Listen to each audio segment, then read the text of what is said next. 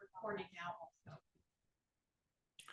Good evening, everyone, and welcome to the Open Space Board of Trustees meeting of October 11th, 2023. And we welcome everyone at the meeting. I think the first thing we'll do, Dan, should we run through the agenda real quick or? That's up to you. Okay, let me just run through it real quickly and then we'll jump in. There are no items on the agenda that call for public participation, so there will be a public comment period at the beginning of the meeting, but the one item on tonight's meeting, the South Boulder Creek Flood Mitigation Project 60% design update, will be a presentation by staff, discussion by board, and no public comment. So if you want to say something, you should sign up for public comment that we will have at the beginning of the meeting. So let's approve the minutes. Does anyone have any additions or corrections? I should call the roll, right? Okay, please. Sorry. Well,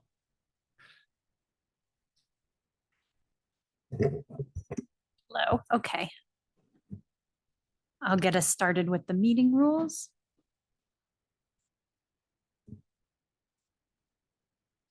Just wanting to get us out on time, which I appreciate.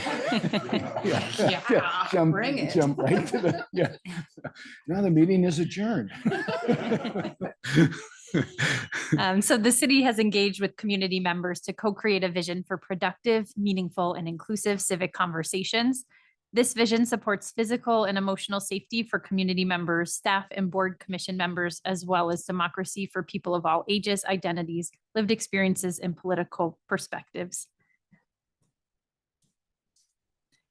For more information about this vision and the community engagement processes, please visit this link. The following are examples of rules of decorum found in the Boulder Revised Code and other guidelines that support this vision. These will be upheld during this meeting. All remarks and testimony shall be limited to matters related to city business. No participant shall make threats or use other forms of intimidation against any person. Obscenity, racial epithets, and other speech and behavior that disrupts or otherwise impedes the ability to conduct the meeting are prohibited. Participants are required to sign up to speak using the name they are commonly known by, and individuals must display their whole name before being allowed to speak online. Currently, only audio testimony is permitted online. If you would like to speak tonight, we do have one person signed up in advance. If you haven't signed up in advance and would like to speak tonight, you can either press the raise hand function at the bottom of your Zoom, or you'll see an option to click participants. And then at the bottom right, click the three dots. You'll see an option to click raise hand. We don't have anyone joining by phone right now, but if we do, I'll just remind folks to press *9 to raise their hand by phone. And that should be all. Great, thank you, Sam. I will call the roll. Michelle? Here. John? Present. Brady? Present. Harmon? Here. And I am here as well, so we have a full board this evening. Thanks to you all. So we'll now go to approval of the minutes. Does anyone have any additions or corrections to the minutes of the last meeting, which was September 13th, 2023? Seeing none, is there a motion to approve? So moved. And a second? Second. We'll do a roll call on this. Michelle? Yes.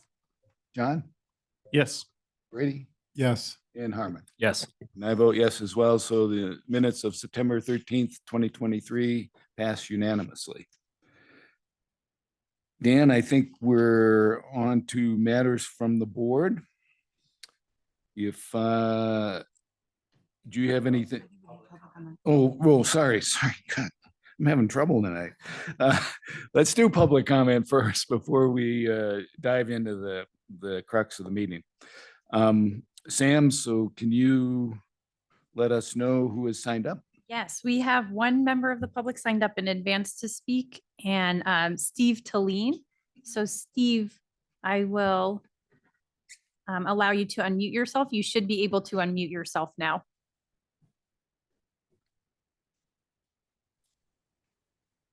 Okay, I guess I'm the only one, huh? I'm Steve Talene. I live in Southeast Boulder, and I've been following the city's flood mitigation plan since 2010. And I'd like to thank you for the opportunity to comment. I have two comments about this plan that I'd like the board to consider. My first concern is the timeline for voting on the OSMP land disposal. In order to provide the promised mitigation, this design requires a connector from the proposed flood wall across the CDOT right away to US 36. So far, CDOT has objected to allowing this connection. So will the city provide a formal letter or permit from CDOT reversing their 2019 and 2020 objections before asking you on the board for a disposal vote? I bring this up because the timeline attachment for the agenda item 4, page 19, lists a number of critical permits and approvals that are required before this project can be implemented. The most critical are not only the CDOT permit just mentioned, but also the FEMA and SEO dam safety approvals. I believe it would be negligent for the board to approve any open space disposal until these requirements are formally approved. My second concern is about the proposed groundwater conveyance system. This design continues to assume that every design element will work exactly as proposed. It does not address potential points of failure and risk probabilities. There's no discussion of what happens if any or all of these design elements fail partially or completely, and more importantly, specific corrective actions that can and will be taken to correct each type of failure. Without corrective action, a failure in the groundwater conveyance system risks hundreds of additional acres of open space land with permanent flooding on the up gradient side and wetland desiccation on the down gradient side. Given the sizable impact any failure in this system could have on Boulder's open space land, the board should require this type of risk failure analysis and remediation planning before voting on land disposal. There's just finally one other observation I have on the environmental mitigation summary, and that's that for the Ute Lady Tresses orchids, in the Table 2 environmental mitigation summary shows a mitigation requirement of 15 acres with remediation of just under 44 acres of new habitat generation. All the research I found and the failure of the well-funded CDOT Ute Ladies Tressed Orchid relocation project when US 36 was upgraded shows attempts to relocate Ute Lady Tress's orchids have never been successful. Unless more recent successes can be presented, the almost threefold increase for the Ute Lady Tress's orchid habitat listed in this summary is a fantasy benefit with a net real loss. Thank you. Thank you, Steve. I appreciate those comments. I will say that the staff will address some of the comments that you made as part of its presentation tonight on the 60% design phase report. However, most of the board's focus will be on that this evening, and in subsequent meetings throughout the rest of this year and early in 2024, we will be looking more specifically at disposal issues and items that were contained in the board's 2021 resolution on the project to council. So tonight we're going to focus primarily on the 60% design phase report, but some of your comments will be addressed, I think, in that update by staff. So thank you very much for that. And the remaining parts of your comments will be addressed over the next several months before the disposal decision actually is made. So thanks. Sam, anyone else? Yes, we've got three members of the public with their hands up right now. First, we have Harlan Savage, followed by Lynn Siegel, and then Gordon McCurry. So Harlan, you should be able to unmute yourself now. Okay, great. Can you hear me? Yes. Okay. Hi, everyone. My name is Harlan Savage. I live in South Boulder, and I've been following the city's plans for flood mitigation for quite some time, maybe 6 years at this point. I'm going to give you, begin with a little bit of background because I know there are new people on the board. As you may or may not know, the public has been quite involved in this issue over the years, with as many as 20 or even 80 people attending OSBT and council meetings on the subject and providing public comment. I'm here tonight to learn about the staff's progress on planning for this project. There will be times in the future as this project proceeds, when public comment will be requested. Given the city's rules about open meetings and the residents' interest in public participation, I would like to make a few suggestions regarding the timeline on the PDF, page 23, I believe it is, out of 28. And then I have 2 other comments. One, will you please indicate when you expect this item to come back to OSBT? It appears the timeline is written for staff as a document to guide staff's plans, but it would be more helpful as a public document if it also indicates dates or at least quarters when OSBT will review the 90% design, hear the status of permits from the city and various federal and state agencies, hold a public hearing and vote on disposal as per the city charter section 177. Also, please indicate when you expect this item to come before city council, either as an information item or as an action item, and when council decisions are expected. I know the schedules will slip or perhaps even be accelerated, and if when they do, an updated timeline can be provided and posted on the website. But like you, all of us have busy lives, and knowing when to expect these kinds of opportunities for public comment, information, education, etc., in advance is extremely helpful and constructive. And I would just say that this is a really big decision that OSBT is going to be asked to make, and that disposal is a really big deal. And I personally know that there will be a lot of people interested in this, people who care deeply about the open space that we're talking about. And I would just hope that you all are open to making sure that we have the fullest participation from the public that we can in this case. Thank you very much. Thank you, Harlan. Okay. Next, we have Lynn Siegel, followed by Gordon McCurry. Lynn, you should be able to unmute yourself now. Yeah, it's the 20s, folks. And there's actually something on Zoom called participation, that if you look at the bottom and you set this up, you can actually show the public who they are with. This is basic common courtesy, and you should have been doing it a long time ago. It's not okay. Just saying. The doubling of Boulder in size by CU South is not going to be happily dealt with in this community. I call for right now that we have a vote of the people to not dispose of the open space. I'm sure that you're probably going to approve it, but we can right now have this vote, and we're wasting a whole lot of city dollars. And you know, with the war in Israel and Palestine now and Ukraine and everything else, I think there's a lot of negative funds that are depleting everywhere. Right here with me, my computer bag was stolen by a city employee down at the municipal lobby with no one in the room.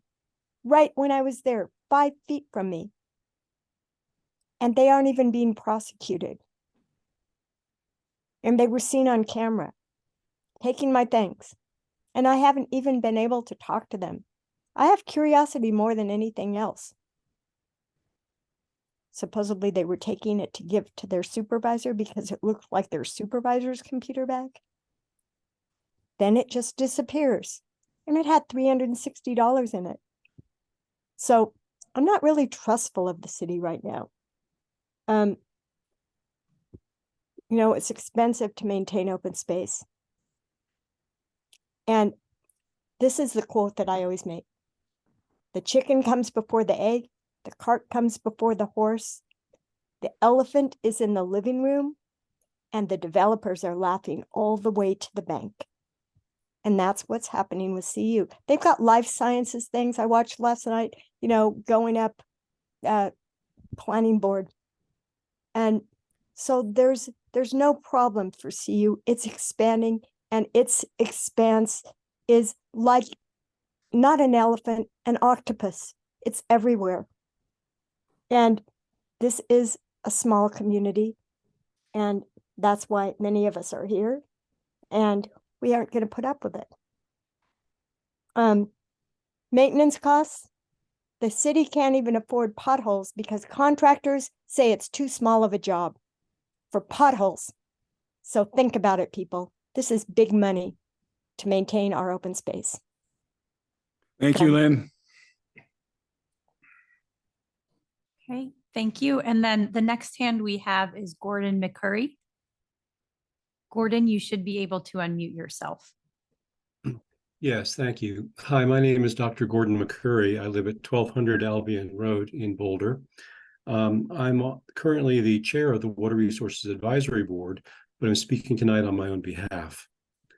I would like to have a note filed for this that in the regarding the South Boulder Creek Phase 1 flood mitigation portion of your packet tonight, I noticed something is missing, and this is something that pertained to a discussion that occurred at the RAB meeting in which we approved the 2024 budget. That budget actually funds the Phase 1 South Boulder Creek flood mitigation project that you're hearing the update on tonight.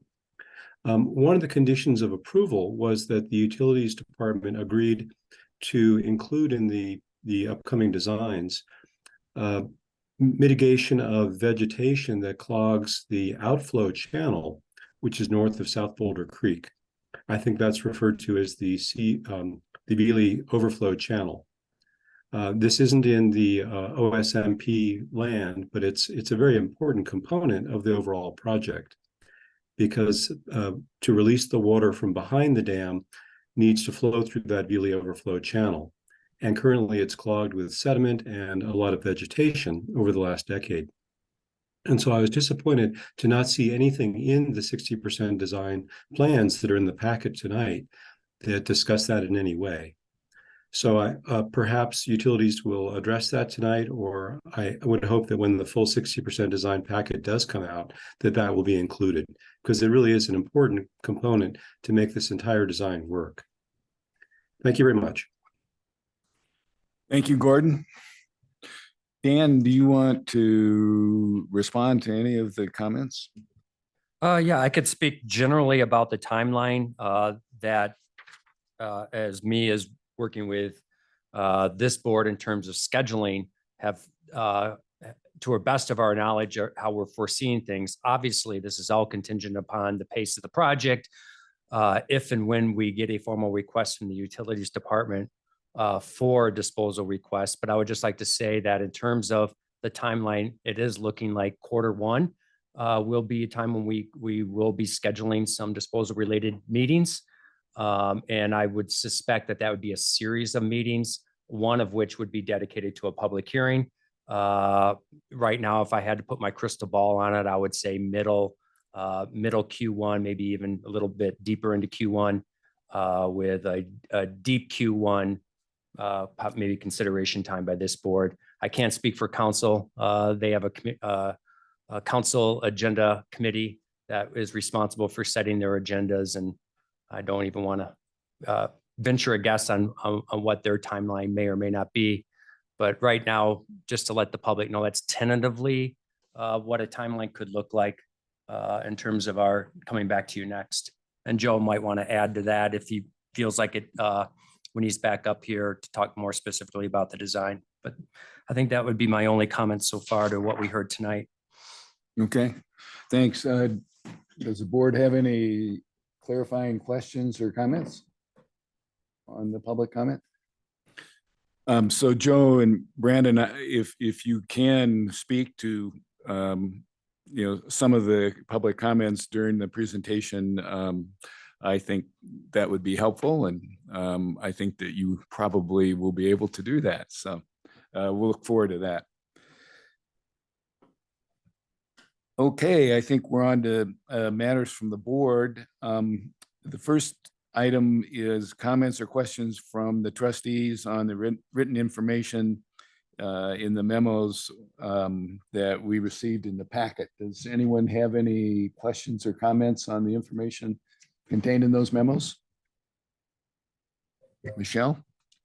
Yes, on the first packet regarding the management area designations, I just want to commend staff for making maps that I could actually follow. Meaning most of you know that I'm colorblind, so it's been very difficult for me to follow along with maps here at OSBT, but this one was really good. And the use of borders, colors that are not too close to each other, in terms of, blue, light blue, like all that kind of stuff. So they really contrast itself and themselves. So I really appreciate you all going through the work to create maps that I can actually follow along on. Usually I have to have somebody help me with reading those maps. So thank you. Great, I'll pass that on. Other comments or questions? Brady? I've just got a comment. As someone who used to beat the drum in Washington, D.C. about full funding for the Land and Water Conservation Fund for so many years, it's great to see us tapping into those funds with the Sanitas project. And so, I don't know, I just want to say, I'm really pleased that we're doing that, and I hope we get some funding. Well done. Any other comments or questions? I had a couple. So on the management area designation update on page 2, it was a little confusing for me in the first sentence in the second paragraph. It says a total of approximately 35,400 acres of OSMP land have been assigned MADs, and approximately 41% of those properties are designated as HCAs. So my question is, in the percentage, is that properties, so of all the properties, or is it the acreage? And my suggestion would be to clarify what the percents actually refer to, whether they're specific properties or total acreages. So I think that would be helpful. And the other comment I have on that, in the map in attachment B, the memo says that there are 4 HCAs that are inactive, and those are represented on the map. And like Michelle, I have trouble reading maps at this scale, but I only see 3. And so I am wondering if where the 4th one might be, or whether I just can't. Did you miss Sombrero Marsh there? The little. Maybe, is that the one? That would probably be the one. Thank you, Brady. My eyesight isn't as good as it used to be, so disregard that. That's fine. And then I had a comment also on the Land and Water Conservation Fund grant for the Mount Sanitas Trail Project. And I am suggesting that I think it would be very helpful for the motion language to include the language like this: staff requests in the Open Space Board of Trustees supports council consideration. So that I think in the matter of federal funding, that it's important for us. I mean, this is a big ticket funding proposal, and I think it would go a long way for council's consideration to know that the board supports the staff's request. So my suggestion would be to include that language. The Open Space Board of Trustees either recommends or supports consideration of this matter, so that council knows that we've been informed of that as well. So those are the comments I have. Dave, is it safe to presume that we all unanimously do support the LWCF? Well, I was going to proposal? ask Dan, do you think we should kind of informally poll the board, or what? I've got a couple of questions. I'm just wondering if the final memo packet to council has already gone out, and if not, what the deadline is for that. I imagine it's tomorrow. That's my first question to Lee. It'll be submitted tomorrow morning. My second question is more of a Janet question, and that is, this hasn't been an agenda as an action item. How best would the board provide consideration on something that wasn't on the agenda? Is it, I know council at times does straw polls and some more informal type of matters, but I'm wondering if you have a suggestion for how the board might be able to endorse this. Thank you, Dan. Janet Michaels with the City Attorney's Office. I think a straw poll would be sufficient. Thank you. Yeah, Janet, I'm sorry, I couldn't hear what you said. Janet Michaels with the City Attorney's Office. A straw poll would be sufficient for that purpose. Thank you. Great, thank you. So we'll do a straw poll. I don't know how many straws. Well, you get the short one. Would there be any objections to including that language in the motion? So just looking at the packet, and if you're taking the motion language from the draft city council agenda item. Well, I'm looking on top of page 2, which is the staff recommendation. Right. The suggested motion language. So that, as I read it, that's suggested motion language for council when they hear this matter on October 19th. Right. So I wouldn't use this motion language. I would just take a straw poll as to whether we support the approval of this motion by council. Yes. That's the way to do it.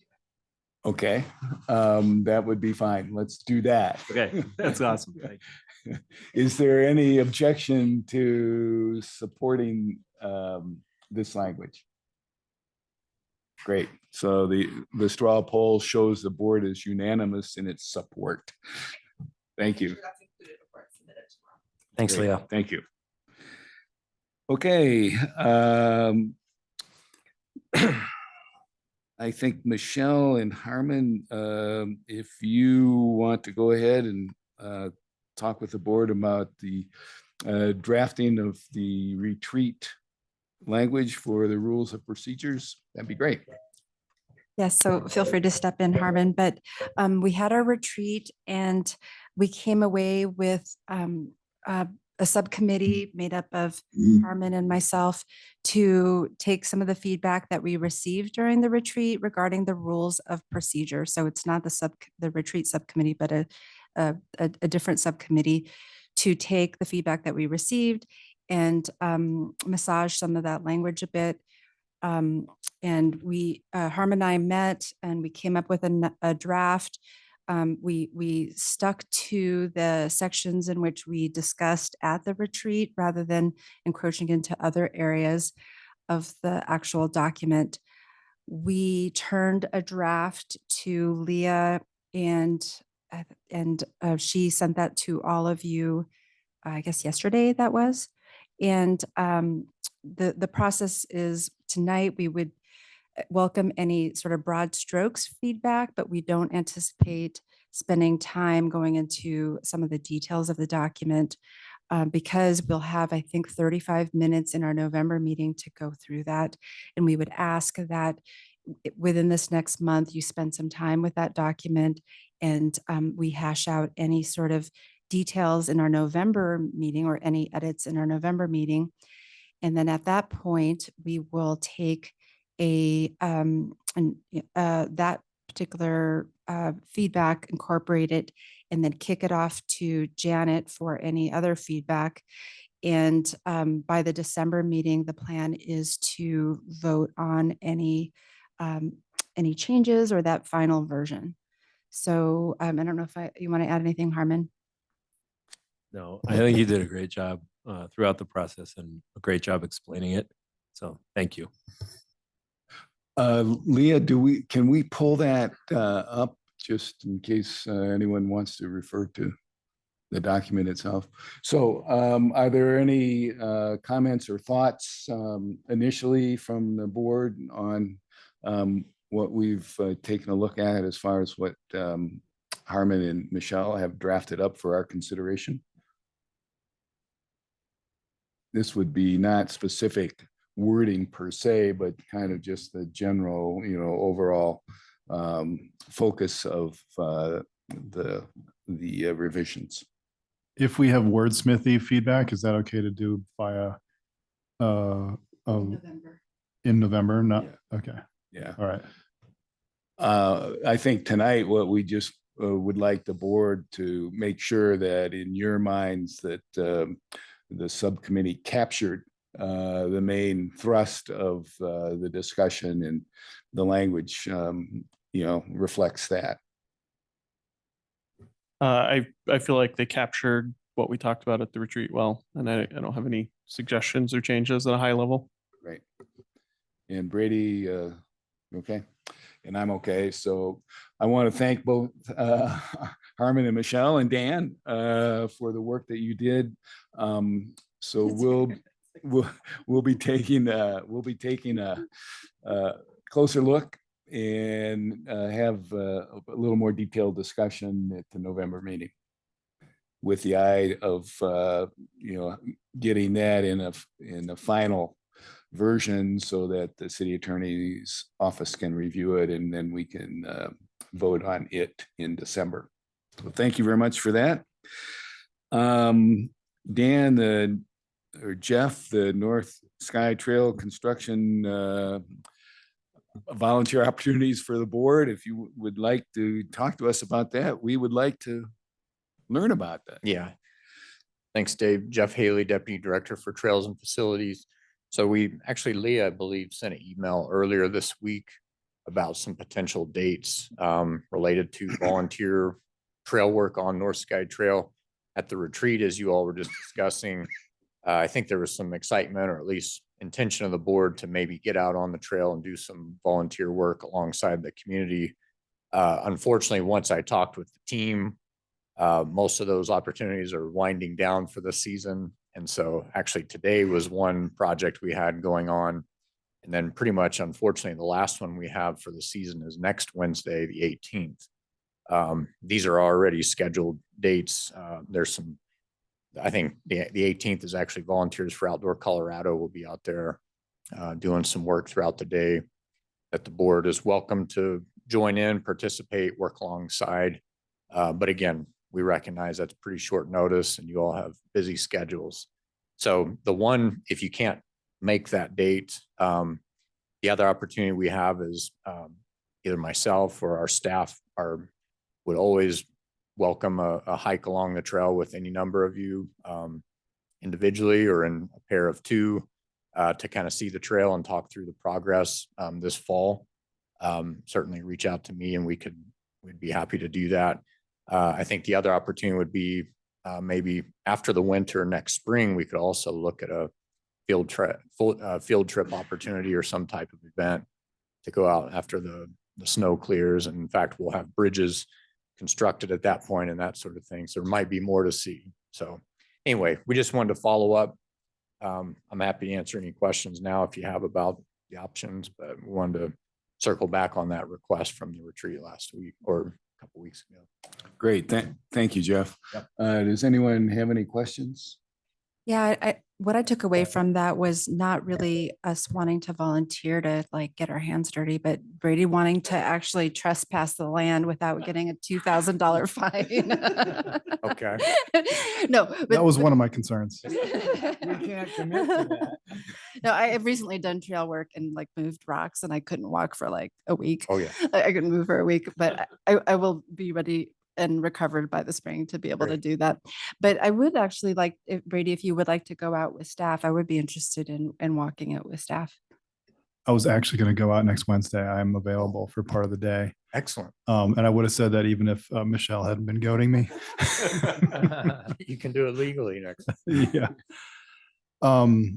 Yeah. And yeah. So anyway, thank you for that. And if that doesn't work out, I think, that would probably be a different experience than walking the full trail with one of you all. And this is just slightly off subject, but do we have a target opening date? I don't remember that off the top of my head for the full trail.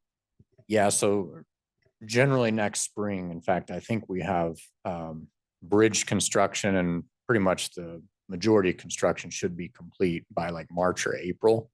And then I think we have some items on the agenda for the board to also talk about activating the HCA in that area, which kind of accompanies opening the trail, so to speak. So basically late spring is probably the anticipated timeline. Again, winter construction season, that sort of thing can always throw a wrench in, but yeah, next spring is our goal before the summer season. Not wanting to take the wind entirely out of your sails, Brady, but Dan, if there is interest on the board, could we maybe think about doing an informal, kind of 2x2 or what we've done previously, and maybe offer up some dates to see if that would work? Absolutely. Whoever is interested, just let Jeff and I know, and Yeah. we'll get something scheduled. Yeah. Okay. Yeah, Brady, it's great if you can participate next week. And then, yeah, anyone that's interested, 2x2, just so we don't interfere with rules and that sort of thing of, open forum, and we can go out there at any time. So Great. Yeah, and it's not all about me, but to make it about me, I'm having 2 foot surgeries starting in November. So if there's a way that I can get in there before my first surgery, that'd be great. It's November 7th. Okay. So, Early November. Yeah. Okay. If possible. Yeah, I'll just put some dates together and that'd be great. Great. All right, thanks so much. Thank you. Okay, are there any other matters from the board? Seeing none, Dan, I'm going to hand it off to you for matters from the department. All right, we have one item on tonight's agenda, which will take us through most of the remaining of the night. I'm going to ask for city utility staff to come up here and join me, Brandon Coleman and Joe Tadiucci, and they'll introduce themselves and get us kickstarted. But while they're getting settled in, I'll just make a note that obviously we all know that this is a project that involves open space mountain parks, has a lot of community interest, and is one that we feel as a staff we've been doing a good job of bringing you along with us. I was going to actually count the number of open space meetings that in some form or fashion we have had this issue in front of you since 2017, but suffices to say it's well over 20. But maybe I'll do a final count next spring for you, or next Q1 when we come back to you. But just to bring us back earlier, we have done a similar thing in terms of the design of the project. We brought forward a 30% design overview for you shortly before the 30% design was completed. And so following that, we're here tonight to have utility staff give us an update on what's happening during the 60% design before 60% design completely wraps up in the next couple of months. So Brandon and Joe are going to take us through that. And I believe, Joe, you're going to kick it off with some opening remarks. I am. And do I need to be unmuted on Zoom? Just have a microphone in front of you. Okay. And if you have your camera on, I can't fix Okay. I think my camera's on. Maybe on it's an Zoom. issue with the room. Yeah. All right, I think I'm set up and oriented here. So is the mic on? Yep. You turn it on. Thank you, Dan. So good evening, board members. I'm Joe Tadiucci. I'm the director of the Utilities Department. Appreciate the introduction from Dan and working on this with Dan and his team. And I'm here with Brandon Coleman tonight. Brandon supervises our flood and stormwater engineering team that works on the flood projects across the city's 16 drainages. And Brandon is also the project manager for the South Boulder Creek Flood Mitigation Project. And so our presentation tonight is an informational update on our design progress at the 60% level. The whole project's not yet at the 60% level, but we've really been focused on the elements and the features of the project that have open space impacts and implications. So Brandon will be going through a presentation on that.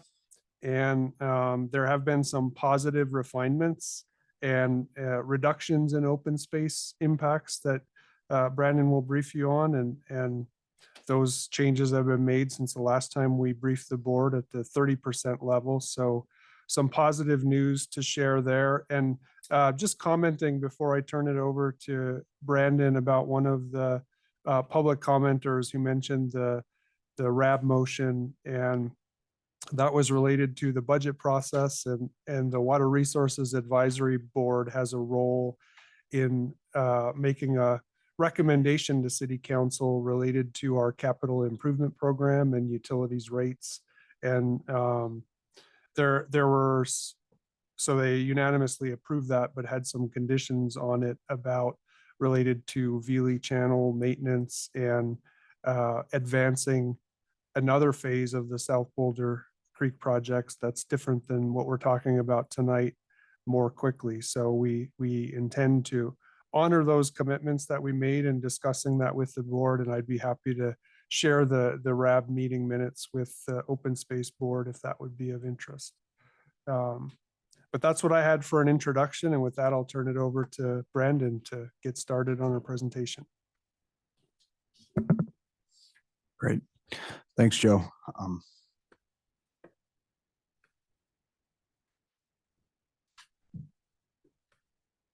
And it's always an adventure screen sharing in a room with a live camera and Yes. Zoom. But we know you can do it, Brandon. Thanks. All right.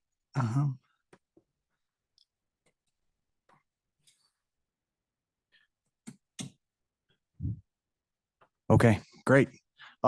Thanks to the board for having us tonight. And as Joe mentioned, I'm Brandon Coleman with the Storm Flood Utility at the city and also the project manager for the South Boulder Creek Flood Mitigation Project, which is what we're here to talk about tonight. So we're going to start with a pretty brief project background and where we've been with the project, and then really dive into the updates that impact open space from the 30% design to the 60% design. So we'll go through each of the design elements, and then we'll talk a little bit about next steps for the project and also next step with the open space board going forward.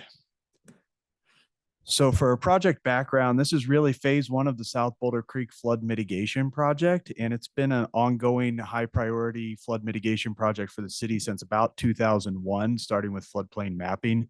And we've gone through our mitigation planning and the recommendations out of that. We're in phase one, and that's what we're designing and talking about tonight. So the importance of this project is really South Boulder Creek has flooded significantly in the past, numerous times. In 1938 is on record, and then 1969 when US 36 actually overtopped, which is what we'll be talking about a little bit more. And then most recently in 2013. And this picture from the 2013 flood is actually along Koala Drive and really represents the importance of the project. This is somebody's car parked down in front of their home. So this map really shows a South Boulder Creek floodplain, and you'll see on the right-hand side of this map is really where South Boulder Creek main channel is. And this project is really focused on mitigating flooding in the West Valley, which is the Fraser Meadows neighborhood, the Keewaydin Meadows neighborhood, and also East Boulder. And when we say the West Valley, we really refer to this area. And you can see this outline on this map at the very bottom of the map is the CU South property and is really where the overtopping occurs and why this project needs to be located where it's located. Oh, got it. Okay. There we go. Okay. So this is the recommendations from the mitigation plan really called for a regional detention facility upstream of US 36. So to get oriented on this map, at the top of the map is the Table Mesa Park and Ride. The diagonal street cutting across the map is US 36. You can see the main channel of South Boulder Creek on the right, and this is the proposed project. So I'll walk through each of the components just to give an idea of what the construction and the functionality of the project would be going forward. So the first component is an earthen embankment shown here in the black outline. And this is really an earthen embankment that's not designed to be overtopped, but actually designed to not be overtopped in the probable maximum flood. And that's for safety reasons with the dam safety engineer. So the next part of the project is this area, which is our detention excavation area. And this is really an excavation that's going to allow us to get the storage we need to detain the floodwaters and allow us to safely release them downstream without adversely impacting people downstream. And to release those floodwaters, there's also an outlet works, which is piping that goes under US 36. It'll be a tunnel and discharges to Veely Channel, which Veely Channel is ultimately a tributary of South Boulder Creek. And then next, connected to that earthen embankment is our spillway, which is also referred to as the flood wall. You'll hear me use those terms interchangeably, but this is actually designed to be overtopped in any storms greater than 100-year flood. So this is a concrete wall that would be built adjacent to US 36 and then tie into the US 36 embankment close to the main channel of South Boulder Creek on the right-hand side of the page.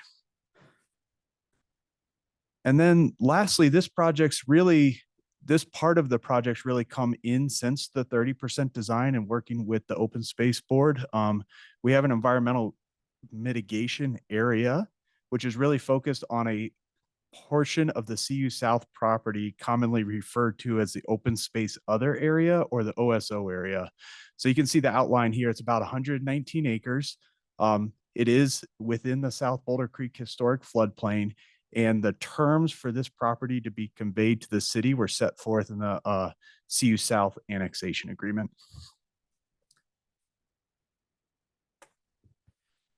And it's hard sometimes to visualize on maps. We have done renderings of the project. This helps us with review of the design and also demonstrate the functionality. So this is just a short video. I'll run through it twice, but this is South Boulder Creek at US 36. It's kind of glitchy on all this sharing, but you can see the flood wall adjacent to US 36 really detaining the waters. And then this is the outlet at Veely Channel. And as you see, pull back, you'll see there's the earthen embankment that we also mentioned. And this is in a 100-year flood. So this is kind of how the facility would function. It would detain those floodwaters and be continuously releasing them. And then you'll see there's also a roadway there, which is the existing road, which will need to ramp up over the embankment to allow access to the property in the future.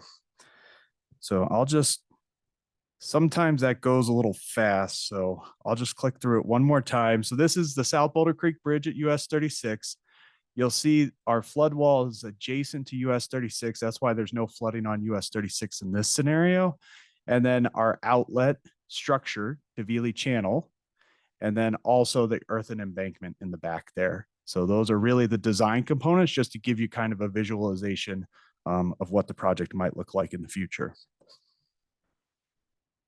So right now, our estimated impacts to existing open space property are about 4.7 acres, with 1 acre of that being temporary construction related impacts and 3.7 acres being permanent new infrastructure impacts that we'll actually need as utilities to be able to maintain the structure. And that's where we'll install our permanent infrastructure. So that concept can be a little difficult, I think, as we've progressed through the design.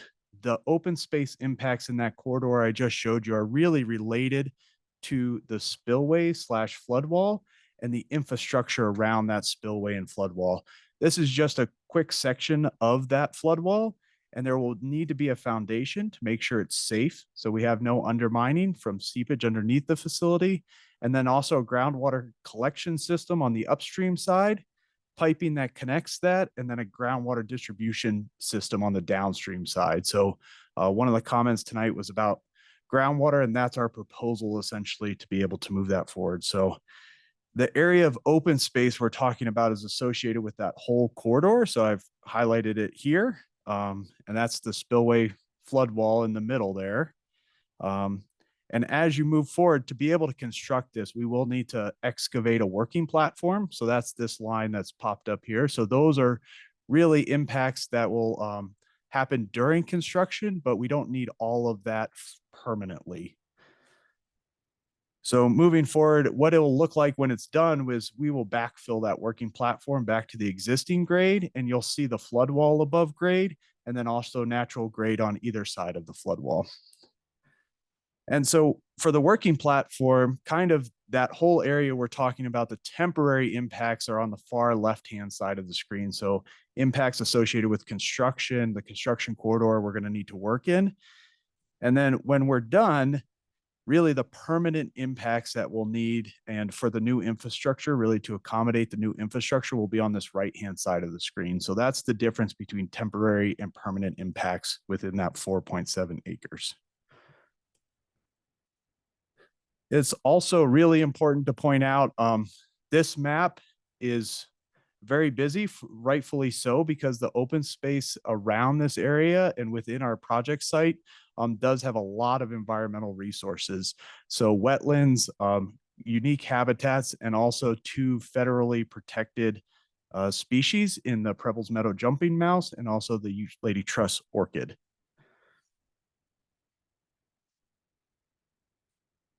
And you can see, it's just good to point out, you'll hear a lot about the OSO tonight, but you'll see we have done environmental mapping of that area, but it is not as painted, I would say, as the rest of the map. And that's why we've targeted our mitigation efforts there. Okay, so now we'll go through what's changed essentially from 30% design to 60% design. And we really have a goal of minimizing and reducing impacts to existing open space properties. So you'll see me walk through all those project components and how we've tried to meet those goals between 30 and 60% design. So just a quick reminder of what the project looks like. You'll hear me talk about all these components, and that's how I'll walk through them, but we're really focused on the spillway and the flood wall and the associated infrastructure, and then also the OSO area for the mitigation that would offset those impacts. So all the different components we'll walk through. First, we'll go through floodplain mapping. Next, we'll talk specifically about the spillway flood wall. Third, we'll go over the outlet works. Fourth, we'll go over kind of the construction sequencing and the process. Fifth, we'll cover the groundwater conveyance system. And then lastly, we'll cover the environmental mitigation. So starting with floodplain mapping, this is really important for us as a utility, just to confirm that as we update the design, that it's still meeting the flood mitigation goals that were set out in the mitigation plan. So this map is showing a flood difference, and you had this map in your memo packet as well. And these depths are in feet. So these are changes in depth from feet from the existing conditions to post-project after the project's been put in place. And you'll see, and I apologize for the colors, this is a little tricky, but I'm just going to highlight the area that's changed significantly. So really that West Valley area that we were talking about earlier, where the flooding is, you'll see a lot of it has now been dried up during a 100-year flood, which is really the goal of the project. And then you'll see that really dark orange area at the very bottom of this box. That is where our detention facility is going to go. And that's where you're going to see the flood elevations increase significantly because we're detaining the flood waters there. Sure.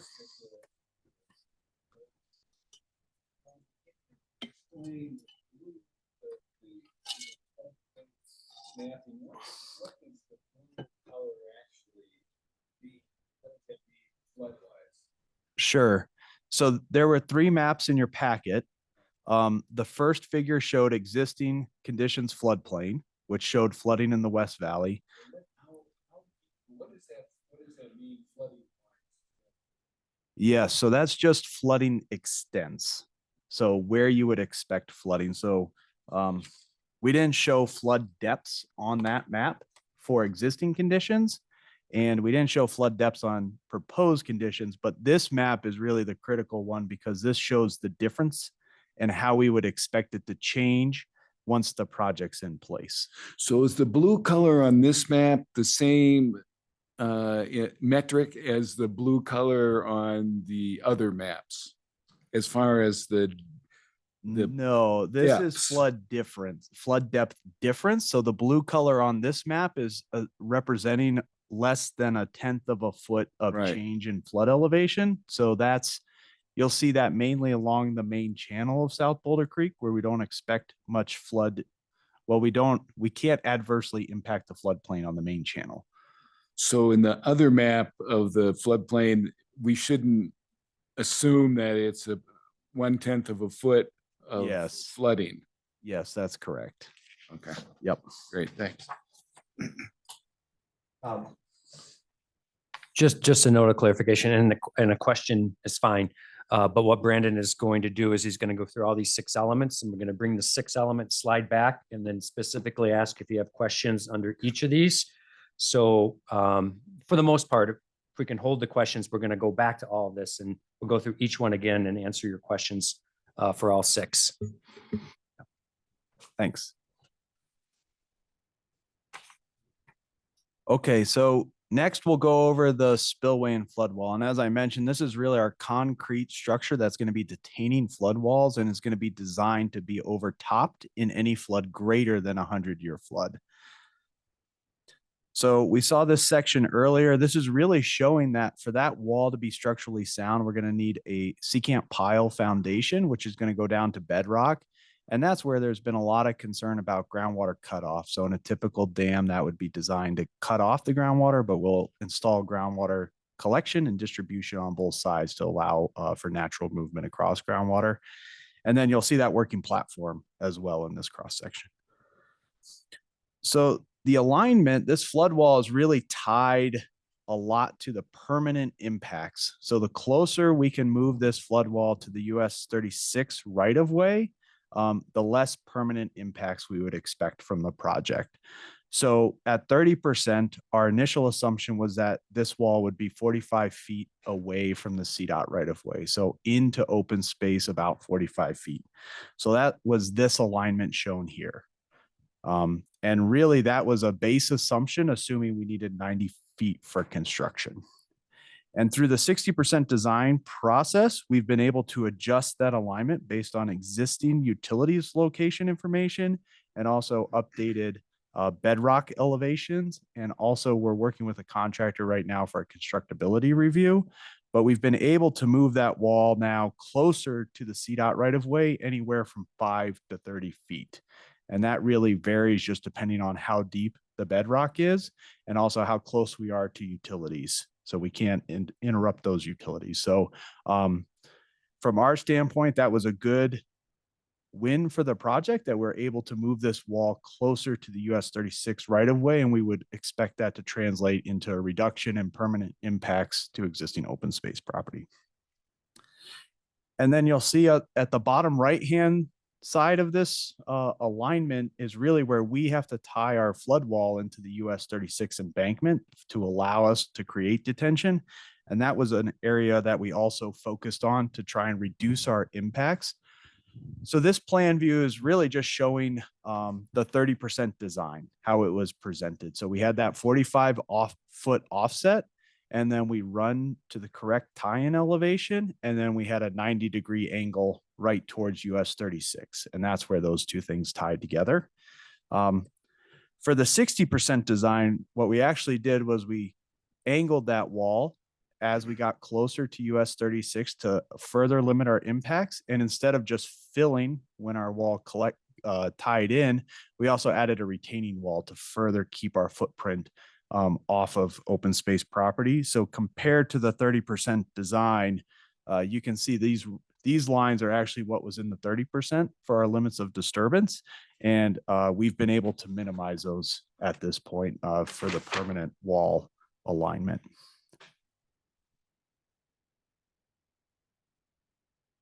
And we've also located this tie-in location as far away as feasible from the main channel of South Boulder Creek, which is also critical Preble's meadow jumping mouse habitat. And that's really important just from a mitigation standpoint and also just from an overall impact standpoint.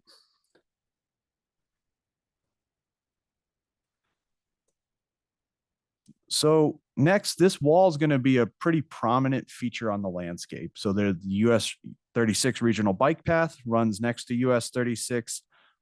There is adjacent open space. So at 30%, we hadn't done any landscape architecture concepts. So we had a concrete wall proposed for our spillway. And through the 60% design process, we've been looking at alternatives for how to either treat this concrete to hide it, to have it blend more naturally into the landscape, or fill up against it to try and have it blend more naturally into the landscape, and really focused on the aesthetics of the wall. So our current concept, and we're working through this, but is essentially, this is the downstream side of the wall. So between US 36 and the wall, we would try and fill as much as we can. And we are working with CDOT on this, and that actually allows the wall to blend more naturally into the landscape, gives us access for maintenance, and then reduces the chances of potential vandalism on open concrete faces as well, because this will be a long open concrete face, and that's also one of our concerns.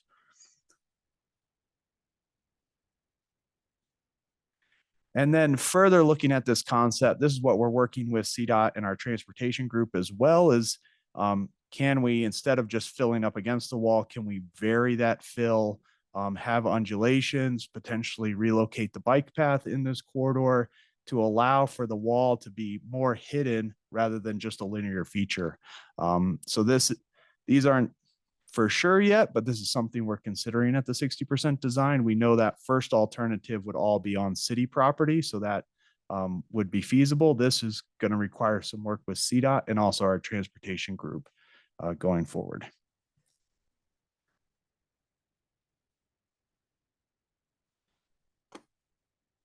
Okay, next is the outlet works. So the outlet works is really the tunnel that's going to need to go under US 36 and includes a tower on CU South property for water collection. And then the piping actually would convey the water under US 36 to Veely Channel. And in our 30% design, that did have impacts on existing open space property. So in our 30% design, we really looked at the most efficient direct route to have that outlet works. So on the left-hand side, that's where our water collection would happen. That's on CU South property. And then we did a straight line as close as we could to US 36. And this is really based on limits of the tunneling capabilities under US 36 and also the infrastructure we would need to be able to do that. So we had proposed an open cut from the tower to US 36 and then a tunneling shaft under US 36 to get to Veely Channel. And when you looked at that in plan view, this triangle shape here, that was really additional impacts to open space. So it was about 0.34 acres we had calculated. And so we took it back to the design team to see if we could realign this outlet works and still meet all the requirements for constructability and distance and length and reduce these impacts. That's the triangle I'm talking about right there. So if you can see at 30%, we went for the bottom line, which still didn't quite get us off of open space property, but in working with our construction consultant, it's actually preferable to take our outlet works perpendicular to the spillway wall, so we don't have a skewed angle to get underneath of it. And so we have a perpendicular angle. So that top line is our 60% design alignment. And then it runs on the downstream side of the flood wall until you get to US 36. And that's where we would launch our tunnel from. So we were able to reduce these 0.34 acres of impacts to open space with this new Outlet Works tunnel alignment.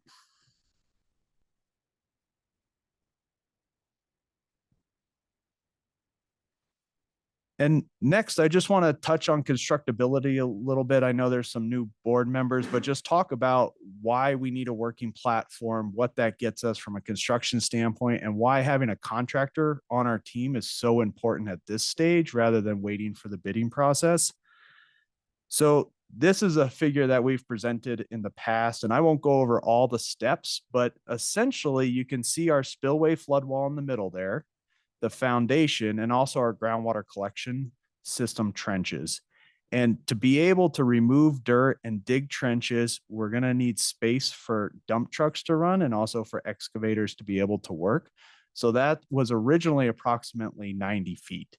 And this is why we got a contractor on board, was to really review this. And we're hoping to minimize this for the final disposal request and really hone this in. And that gives us also a level of comfort that when we put the project out to bid for contractors, that we've had one that can actually has reviewed it and they think it's constructible.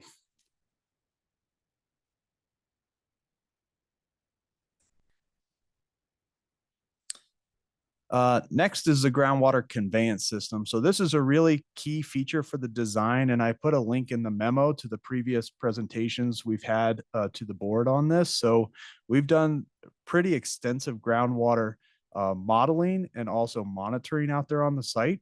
So we have groundwater well system, and between 30 and 60% design, what we're really doing is taking that existing wells we have and adding an additional year of data, so updating our baseline model, and then really sizing this system. So pipe sizes, trench sizes, outlets, connection points, manhole locations, all the infrastructure associated with this system.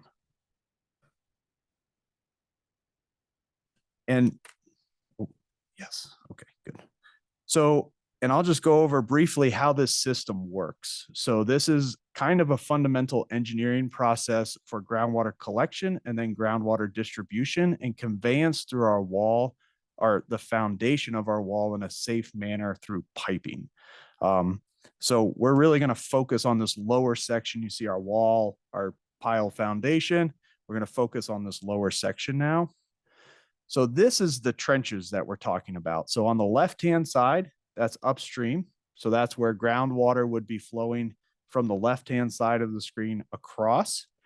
And our trench would actually collect that groundwater. And it would be oversized because we don't want it to be a restriction or also take too much groundwater in. So that would be oversized. And then to get through our foundation, we would have pipes at intervals crossing our foundation.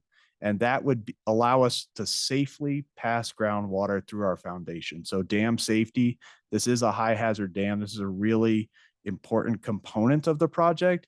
And we will need to prove to them that this will be a safe facility with this infrastructure in place.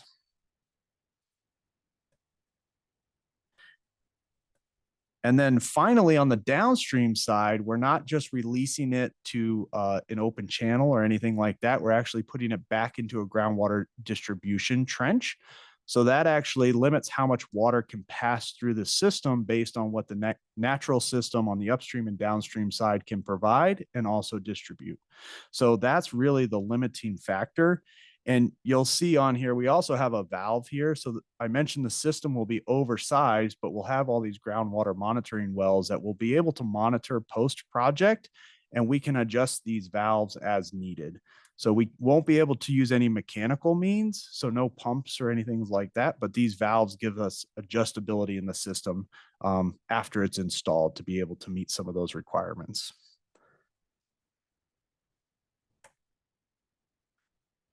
Okay. And lastly, we're just going to go over the environmental mitigation plan and the OSO. And to me, this is a really important part of the project. So you'll just see, we mentioned the OSO. I've highlighted it a few times through this presentation, but it's really this area here.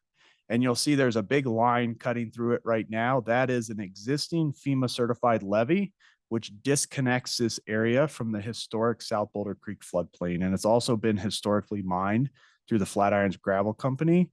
And a key component of this mitigation plan will be reconnecting it to the adjacent habitat. So the open space that is there, and then also reconnecting the floodplain as well by removal of the levee. So since our 30% design update, we've been working with our designer on this plan, and we've actually installed about 12 new groundwater wells and borings out there to further give us information on groundwater systems. So a real goal of the mitigation plan is to create wetlands in this area. So historically, you would have seen river meanders, wetlands, and that's really what we're striving for with this mitigation plan. And to do that, you need to know where groundwater levels are and also how they fluctuate. So we've gone out and actually done additional geotechnical investigations to provide that information. And then next, I mentioned the levee, and I just wanted to flag that the plan currently is to remove the levee down to the adjacent natural grade, which is not all the way to the bottom of the existing ground on the CU South side of the levee. Hopefully that all made sense. But essentially, we'll reuse that material either in our earthen embankment or for the mitigation, depending on the quality of it. And then we also are not planning to impact Dry Creek Ditch number 2, which is a pretty important irrigation ditch that runs through the property. So we won't remove the levee below that elevation, but this will allow floodwaters now to enter the OSO area in these larger flood events, and also connect the habitats between our mitigation area and the adjacent open space.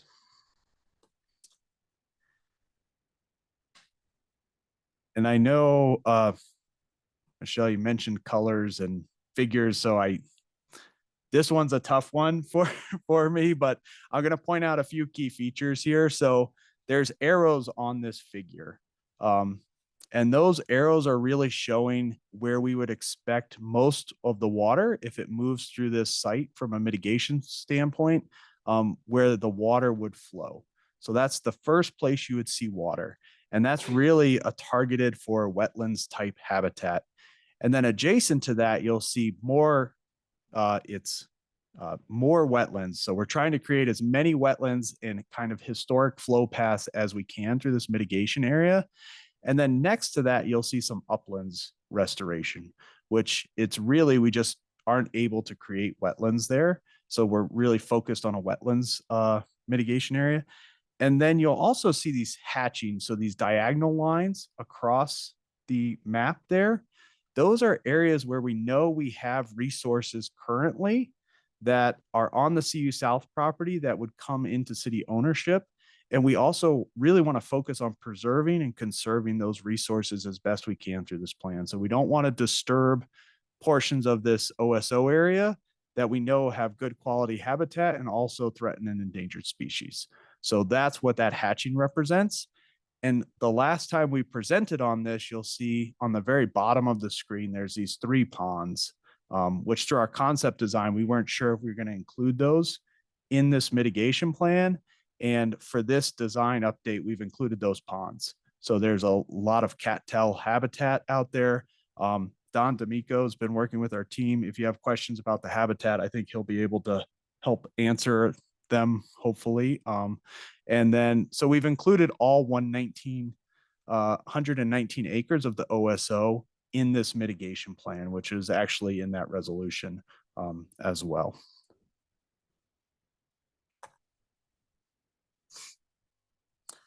So this table was in the packet. To me, this is a really important table because with these projects, typically that middle column, so the project mitigation requirements, so that would be federal, city regulated wetlands impacts, species impacts. That's the target acreage you would be trying to mitigate for. So in a typical project, you would be trying to create that amount of acreage to offset your impacts.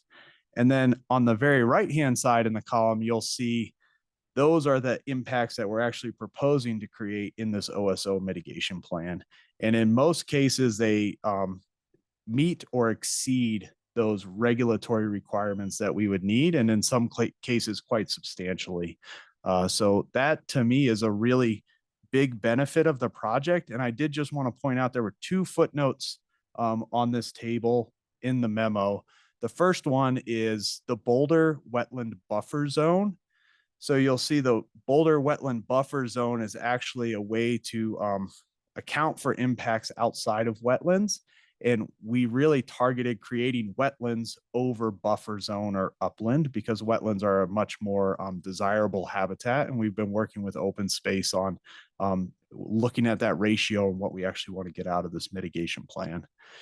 And then the other footnote was related to the Prebbles Meadow Jumping Mouse critical habitat. So Prebbles Meadow Jumping Mouse critical habitat is identified along the main corridor of South Boulder Creek. And as I mentioned at that tie-in location, we do have about 0.8 acres of impacts at that tie-in location. And the problem with the critical habitat unit is we don't have any work proposed to be able to do restoration within that critical habitat unit. So we are proposing a 7-to-1 mitigation ratio. And that's the other footnote here. So the critical habitat mitigation we're proposing to happen in the OSO area, and it won't happen in the critical habitat unit along South Boulder Creek.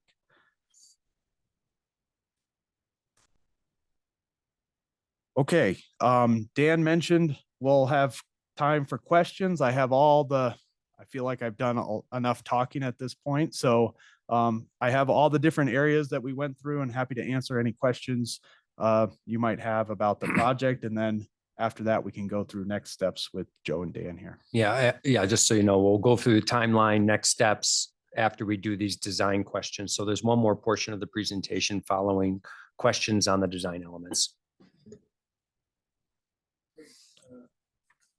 Great. Who would like to begin with questions? Well, Dave, I just wanted to see how you wanted to organize questions. You want to go through Yeah, right. Okay. We'll just go sequentially, and Brandon, I think we had one idea is one we could, like we do with the minutes and new questions on the first paragraph. Right, We could say on number 1, floodplain mapping. Is there any, we could go through 1, 2, 3, 4, 5, 6, or you could go by trustee, but we were proposing, it might be good to say first, any questions on the floodplain mapping? Right. And then so we don't bounce all over the place with the elements. Yep. Let's do that. So we'll begin floodplain mapping. Are there any questions or comments from the board on that?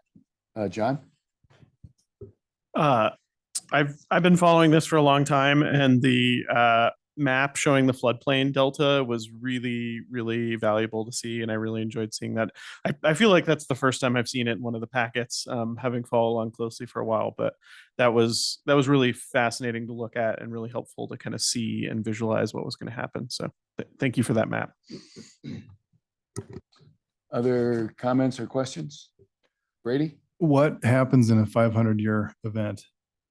So in a 500-year flood, there's a few criteria we need to meet. So number 1 is this is a high hazard dam. So the structure needs to be safe and stay in place during a 500-year flood. So that's what the SEO is going to be checking. And they're going to be checking that all the way up to the probable maximum flood, which is SEO, could you?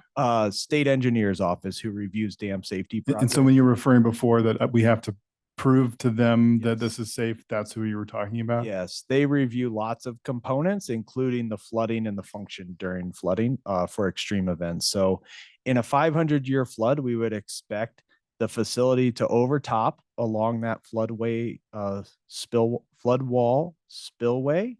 And on the downstream side, the floodwaters would go kind of where they went historically during a 100-year flood. So they would go on to US 36 eventually, and then overtopping into the West Valley. So you would see a reduction in what the 500-year flooding would be from existing conditions, but you would still see flooding. Other questions? Michelle? I thought that video was really helpful. Is that going to be posted anywhere? And do you have that similar video for a 500-year flood? We don't have it for a 500-year flood right now, but we it should be posted on the website, and if it's not, it will be posted there. At the bottom, there's a section of videos on the project website, and it should be posted there. I'll double check if it is, and our intention is to have it up there for people.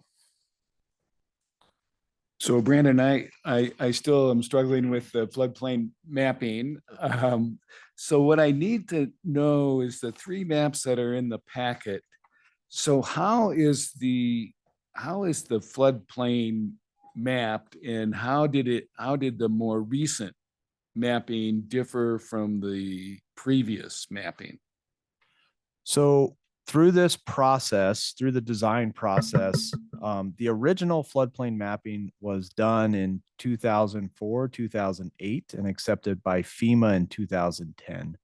So the first step for us as a design team is to update that mapping based on any changes that have happened to the existing ground. So that's what we call a corrected effective. It's taking if a new road's been built, if new culverts have been installed, if topography's changed, we update that. So that's our existing conditions mapping. So that's going to be figure 4 in your packet. That's what that's reflecting. And did that reflect the 2013 flood? It does not.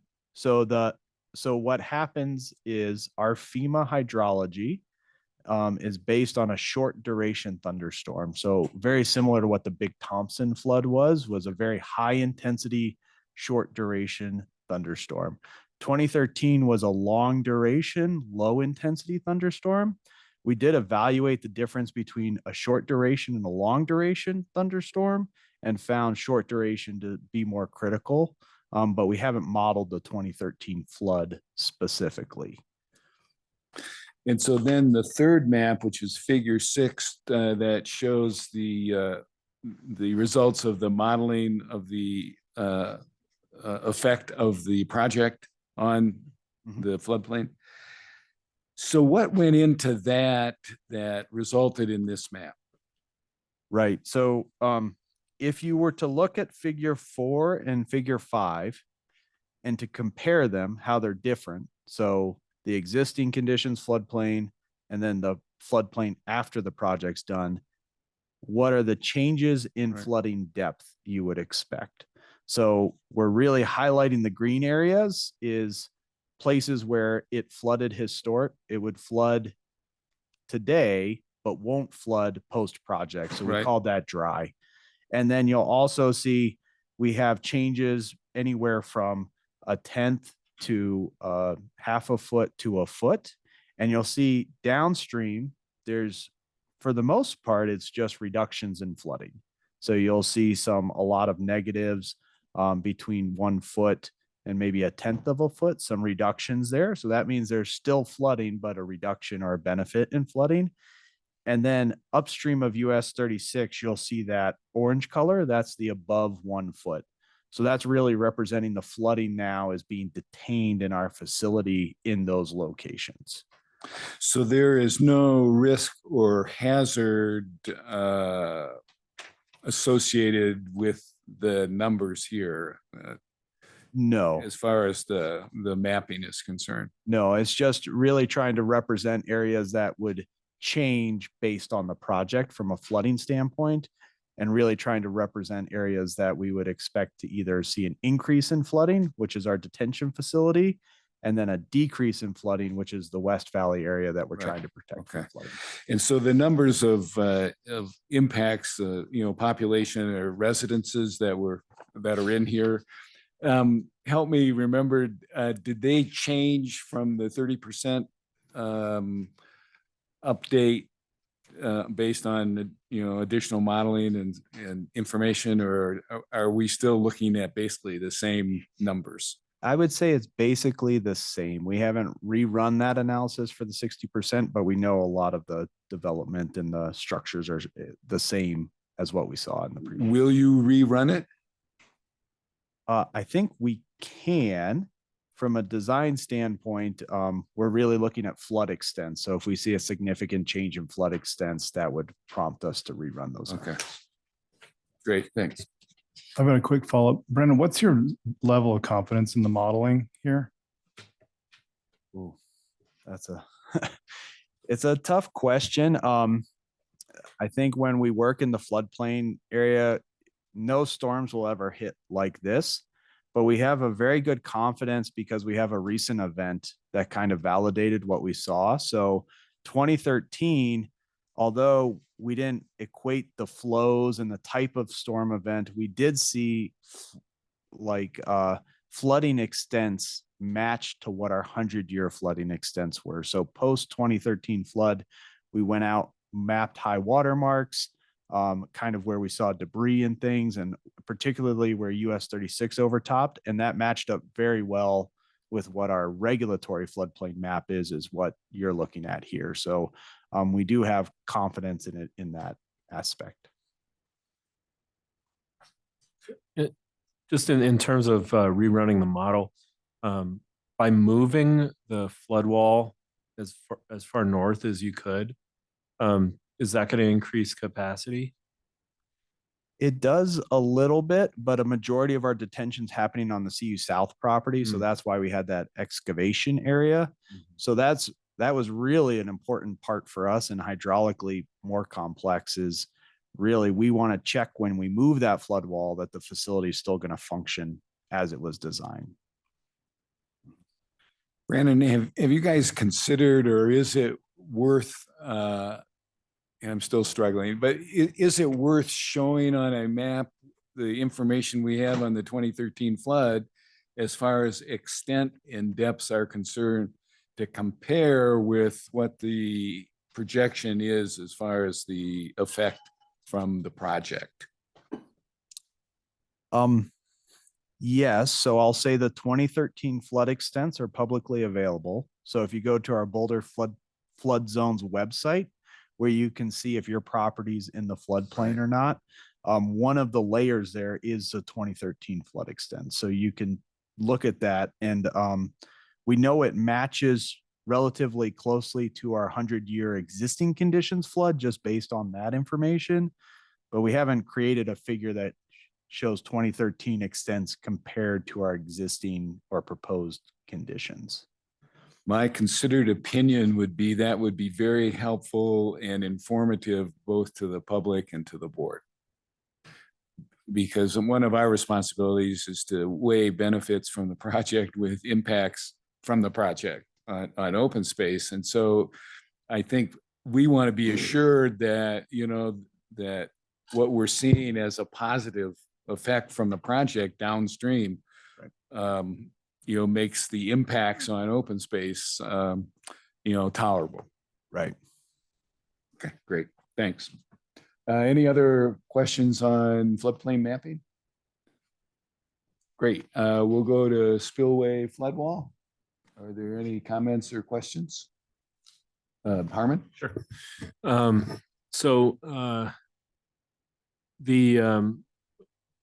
Hey Joe, good to see you again. And by the way, Brendan, nice work on the presentation, in case I forget to mention that.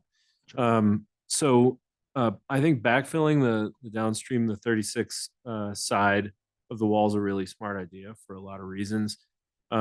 Question is, will it allow for the landfilling in place of spoils from the excavation area and from the removal of the levee? It will. It could be a location. Our intent on that fill would be to be able to revegetate it. So we'd want to make sure we have suitable material. And currently the project's at a net deficit for material. Oh, really?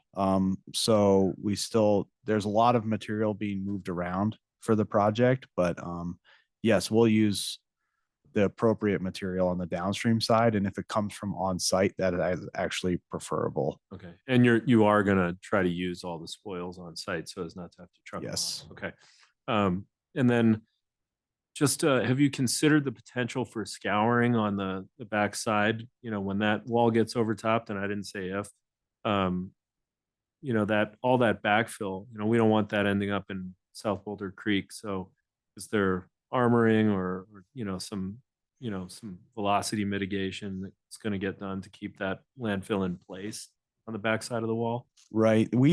We're not planning to do that. So vegetation is really a good deterrent for erosion, particularly if our slopes are flat enough. But the more important safety feature is that our flood wall doesn't move when it floods. So if that sediment gets removed, it could be sacrificial. We would consider that. And on those sections, you'll see there's a downstream concrete apron, and that's really designed to be our hard point. So that material could move in any flooding greater than 100-year, but really vegetation would be our approach. Okay, so the idea is to actually create low points on the wall that are armored spillways so that we're not in danger of losing that material to high velocity water going over and then running into dirt or. Yeah, so the from a design standpoint, the good thing about our flood wall is it's so long. So we really never generate these kind of shorter areas of high velocity because it's such a long flood wall. So we really have a small depth. What we're worried about is if it were to start undermining or cutting out on the downstream side, but we won't have really high depths or also jets of water across that spillway or flood wall. It'll more act like a weir. Okay. All right. Thanks. Yep. Good questions, Harmon. Following up on that, there's on the upstream side, it'll just be a bare wall. Yes. Yes. So we need that wall. We can't backfill on the upstream side because we need it for the storage and also for the conveyance. We are working with the open space department to figure out what types of treatment might be available for the concrete on the upstream side, and also letting their staff show us some examples that already exist on open space of walls. And we do have lots of ways, colored concrete, textured concrete, ways we can hide that concrete wall on the upstream side as well, but we won't be able to fill up against it. Brandon, I have two questions. One is budget wise. So Joe, you referred to the budget that was approved by RAB. So are project proposals like this or potential changes, how are they accounted for in that approved budget?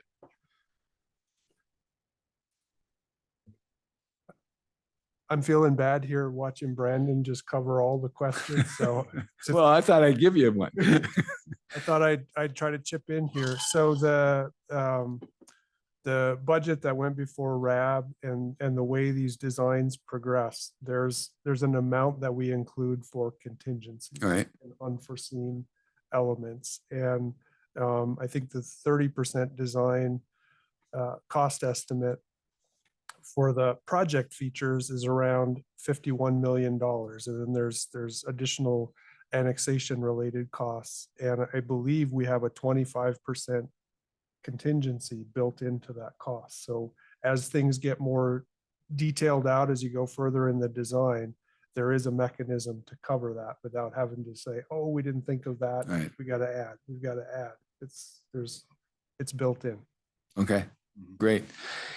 The other question I had is on our discussions with CDOT. So when we are proposing to move the flood wall closer to the CDOT right of way, have we talked to them about that and the tie-in, the kind of the modifications or changing the dynamic of the tie-in?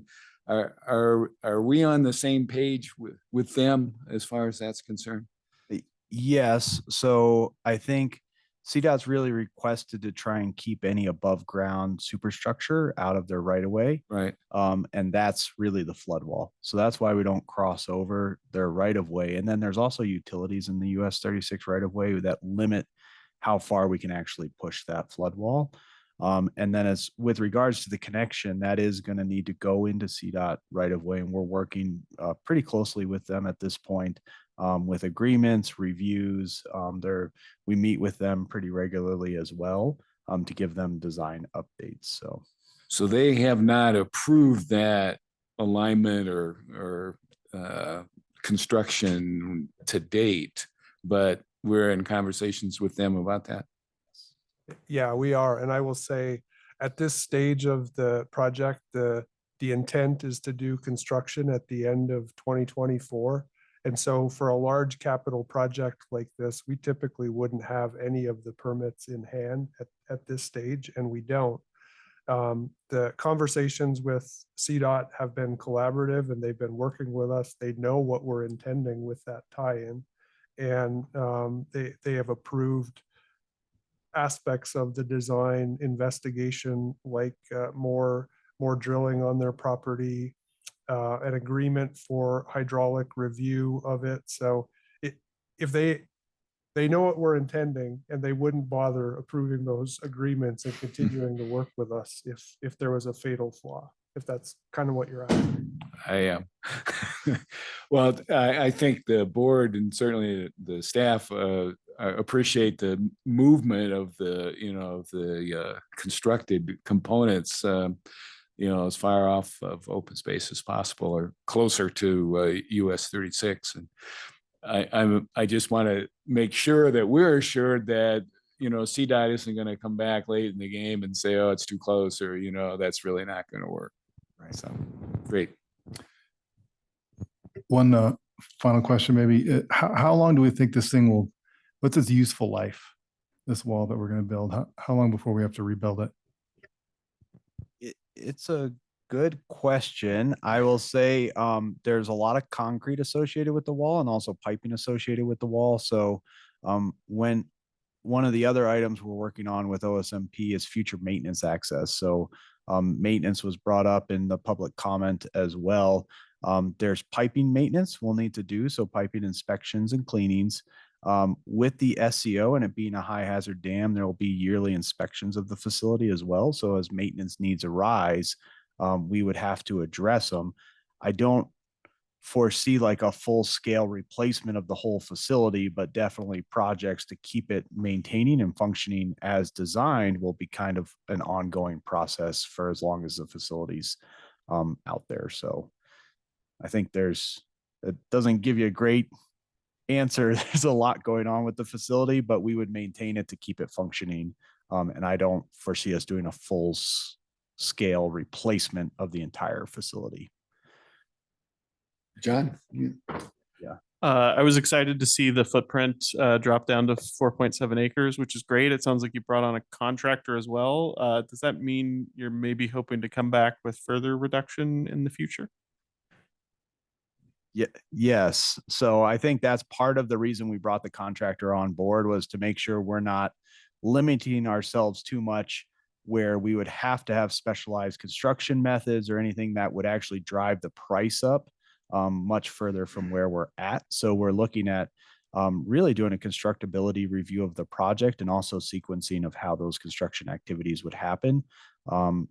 And it's all coming out good at this point. So we really would try and expect to reduce our number even more from that. Awesome. Thank you. Michelle? I was happy to see that you were able to bring it closer to the right of way. Thank you for really continuing to work on that. Yeah, when you excavate that retention area, I'd love to hear how many tennis balls you pull out of there. How many tons of tennis balls you pull out of there? Because about a ton of them are probably mine.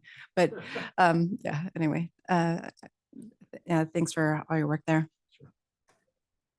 Great. We'll go to Outlet Works. Any questions or comments on that? Brady? That won't have a groundwater component at all. That just sits there and waits for the flood event. Right, that's correct. So our groundwater system would really terminate right about the end of the spillway flood wall. And then the Outlet Works, we're really concerned about groundwater migrating along the conduit itself, but there won't be any groundwater conveyance associated with the Outlet Works.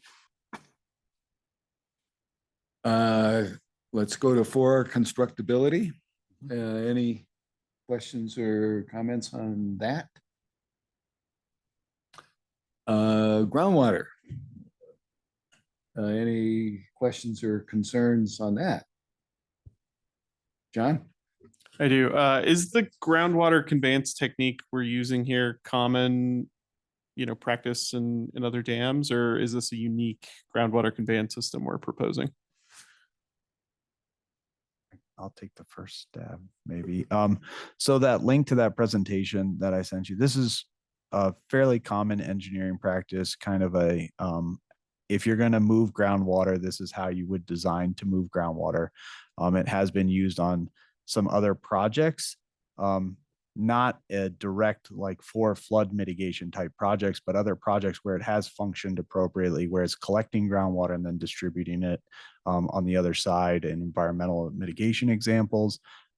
We went over all those examples in that previous meeting, so that's why I included the link there. So there's a lot of information in there, and if there's more questions, we'd be happy to go through them. Thank you. I am recalling that meeting now that you're refreshing my memory.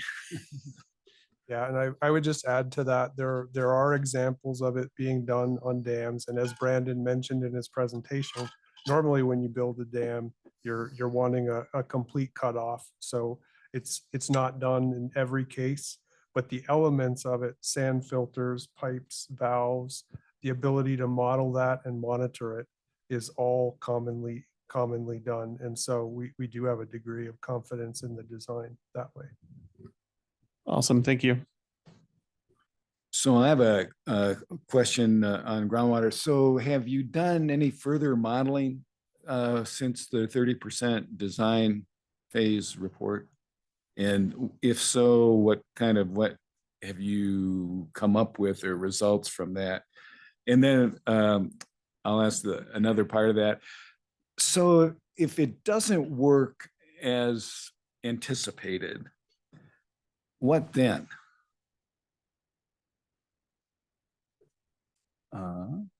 Okay. So to the first part of the question, we have constructed, as part of 30%, we built a very comprehensive model of the entire area for groundwater. And the one thing we've done between 30 and 60 is collected another year of groundwater data. So we've incorporated that into our baseline model. And we've also further refined our proposed conditions model for groundwater, which includes these features. So the piping, the trenches, and how they're going to function, outlets, manholes. So that has been done in the 60% design, but it's not the level we went to at 30% was much, much more robust. And that was really the basis we're building on as we go forward. I will say, like, we do have flexibility to where this system is going to be designed with factors of safety, is typically how engineers describe it. In groundwater, you use higher factors of safety. And so we'll be able to convey a lot more water than we would expect from a groundwater standpoint. And that's where the valves come into play. But the good thing about this system, it's downstream limited. So if this was just discharging to a channel or something, you could see groundwater drawdown on the upstream side. But we actually are limited on the upstream side and the downstream side with the distribution trench. So we'll be able to continue to use our groundwater monitoring wells to evaluate groundwater in the area and how it's functioning post-project, and then also use these valves in the system to throttle it down or open it up more if we need to. Okay. I guess my further question and last one is this year hydrologically was wetter than several of the previous years. So have we gotten any results, or are we seeing different things come out of the model than we have previously seen? Or kind of, if you can give us a quick kind of status report on how you think the model is working and whether we're going to anticipate any further issues with it. We're not seeing major changes in our baseline models with this most recent year. And in that previous presentation, the groundwater does fluctuate seasonally, but it's also very tied to irrigation practices out there, which we didn't see a big change in irrigation practices. So it does follow the same trends, but there are variations now. So I wouldn't expect anything major from the 30% to change, but it is going to be reflected in the 60%. Okay, great. Thanks. Harmon? Yeah. So I think my questions have both been asked and answered, but I just want to make sure. So I heard you say that we've done modeling for the whole area at the 30% stage. So specifically, we have groundwater monitoring wells on the north side of 36. We know what that meadow is like now and if we're drying it up in the future? Yeah, yes, we have them on both sides of US 36 and down to the other extents of the project. The one area that was lacking that we were able to add to this year is really that OSO area. So we had one boring and well there, and we've added 12 this year. And then the other thing that I just heard you talk about factors of safety. So does that mean that we're anticipating that with all of the valves wide open, we'd actually be able to flow more groundwater than the natural state? So we've got the capacity to make sure that we keep that meadow just as wet on the north side of the road as it is today. We'd be able to flow more, but not more than what the downstream system could accept. I guess. So Okay. that's really what allows it to continue to function naturally as it is. Okay, thank you. Michelle. Yes, and so to piggyback on that question that Harmon just asked, removal of the levee is also adding to that. So that's all being modeled here because the removal of the levee is going to also increase the groundwater flow. Is that right or no? Well, that's one of the reasons we needed to drill those 12 holes. So some of them are paired across the levee because there's some theories around how much water is getting across that levee and moving from Dry Creek Ditch number 2 in particular into behind the levee. So we're able to see that now. The way we're removing the levee is we're not going to remove any groundwater barriers associated with the levee, but we're going to be able to design incorporating those in with this new groundwater information. Gotcha. Okay. Because you're only bringing the levee down to the ground level, not all the way down. Correct. Gotcha. Okay. I caught that earlier. Can you just help educate me on the 12 new wells that you installed in the OSO area and what that's meant to tell you now and over time? Because it just came in like the last or this calendar year. And what information you are able to draw from that? So our previous borings showed a discrepancy in bedrock elevations, which was a little concerning when you're trying to excavate to create wetlands. So that was one of the key purposes of digging those or drilling those borings, was to just confirm consistency of the bedrock, because that really is driving our grading plan. So that was the first thing we did. And then the other thing was kind of to your point about the levee, is which way is groundwater flowing across this area? Is it coming from the west and going out towards the levee, or is it coming in from the levee and going across? So I think we're finding that it's coming through the system kind of as it was modeled. I mean, we're definitely adjusting that, but that's really where the source of groundwater is coming. And then the bedrock fluctuations are not as extreme as the 2 holes we had previously showed. Thanks. Reedy? Perhaps it's obvious from my questions that I'm a little late to the party here, but also forgive me. But how does one maintain PVC pipes and valves? I'm just imagining these are under the ground and then you backfilled on the downstream side. So if something gets stuck or degraded, it just seems like it'd be tricky to get to it. So how will we monitor and be able to maintain them? And how many of these are we talking about?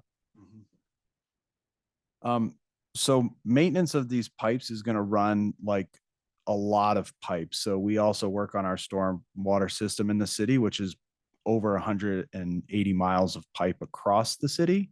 And the process we use with that would be very similar out here. We usually start with inspection, which involves a robot and a camera. And so we'll run a robot down the pipe and just look at it physically first. And if we do see issues with the pipe, we really focus on trenchless repairs first. So if a pipe can be lined or patched, or we see a major issue, then we may have to go up and dig the pipe up. But those inspections really inform the type of repairs we would have to do. And the key part, I think I always preach inspections before work starts. So these are big enough to run a robot through?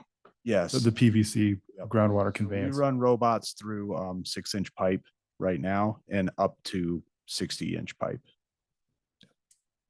I would add to what Brandon said, that we have a 45-person team in utilities maintenance, and we have a lot of pipes all over the city underground.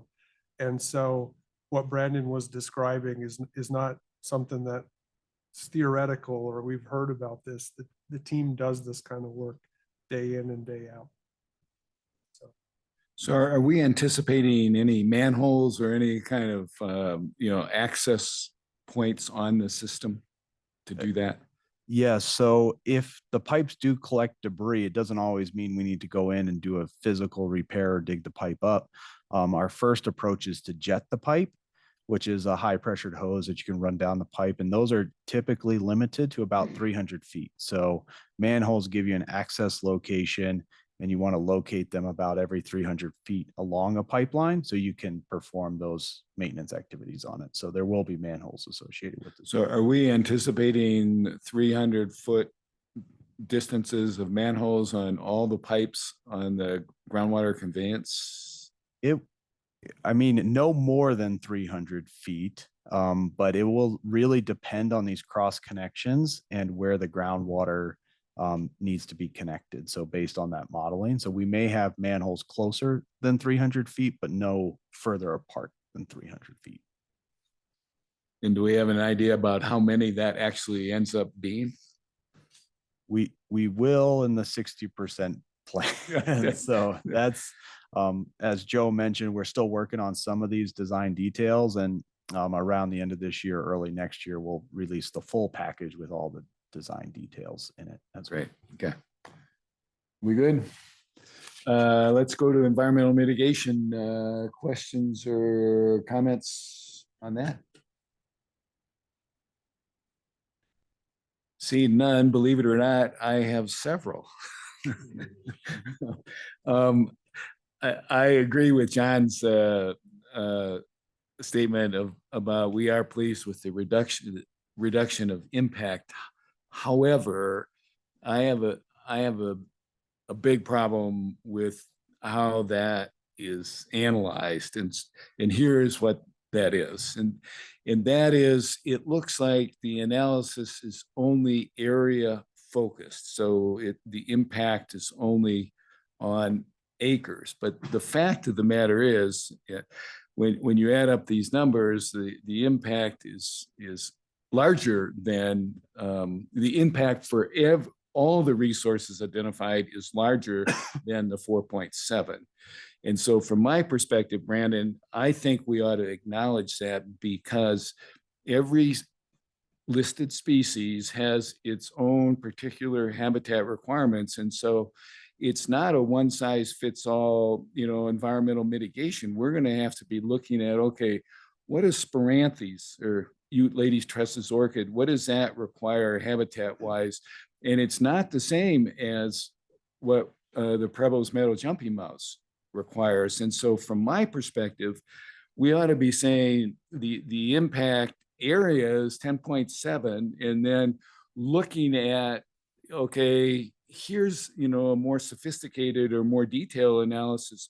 Here's what we're going to be focused on as far as Spiranthes mitigation, as far as Preble's mitigation, as far as wetland mitigation, because saying we're going to restore wetlands doesn't mean that you meet any of the habitat requirements of the individual species per se. And so I think in our environmental mitigation, we should be far more sophisticated and detailed in our approach. So I just wanted to say that kind of conflating or saying, the area combines all these values.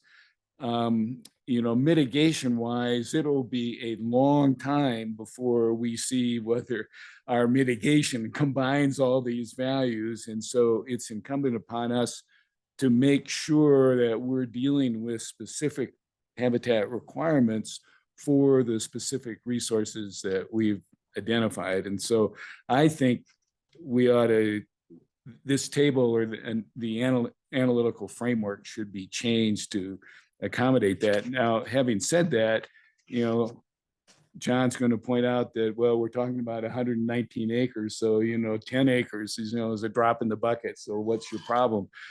Well, so.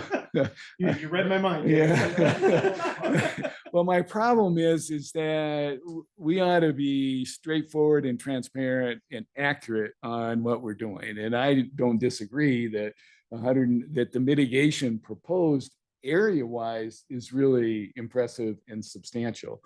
But I want to make sure, as Steve Talene pointed out, and Don D'Amico knows, we have not successfully restored Spiranthes habitat ever. And so the occurrences of Spiranthes have been more happenstance or random, or, kind of, they're not occurring necessarily in the areas that we've targeted for Spiranthes restoration. And so we're scratching our heads a little on, okay, what is it that this species needs in order, to survive? And so I think in our environmental analysis, we should be far more sophisticated in that, and not just do this thing, well, we got 119 acres, we'll be able to do whatever it is we need to do. And we should say, this is what we need to do, species, or specific resource wise. Right. And I have, and Don I'm just going to prep him to make sure he knows, but I have been talking to Don about this a lot and how we present this. So the reality is there's 4.7 acres that we're planning to impact with the project. That is the firm boundary, right? And to me, that was the simplest way to present. Here's 4.7 acres. And then we also list the different habitat types and species, potential habitat types for the species within those 4.7 acres. And we represented it the same way for the 119. And I think, to me, that's an easier way to understand it, but I fully, and Don, I don't know if you want to comment on how we presented them, but saying we have 10 acres of impact sounds a lot more than the actual footprint of the area. So that's, I think me and Don are trying to figure out the best way to present these numbers kind of to address that comment. I don't know, Don, if you have anything else you want to add to that. Well, as Don's coming up, for me, Brandon, that would be the simplest response, is that it's 10.7. I mean, that doesn't present a problem to me. That represents accuracy. And even though, we can say the 4.7 contains all those values, the impact is different for, the specific components. Sure. So Don. Good evening, Don D'Amico. I'm the Senior Resource Project Manager and Wetland Ecologist for Open Space. And I've been thinking a lot about that question, talking to Brandon about it, and just a little bit of information from the memo that might be a little confusing, is that bottom total line in table 1 saying 4.7 acres. And so typically when you see total, you look over here, it's the summation of the column that all the data is showing. So that's a little confusing. That I used all my fingers to come up with that. So that line is actually total impacted area is 4.7. And it was simply to demonstrate that within that 4.7 acres, this is how many acres of habitat exists for each one of those species.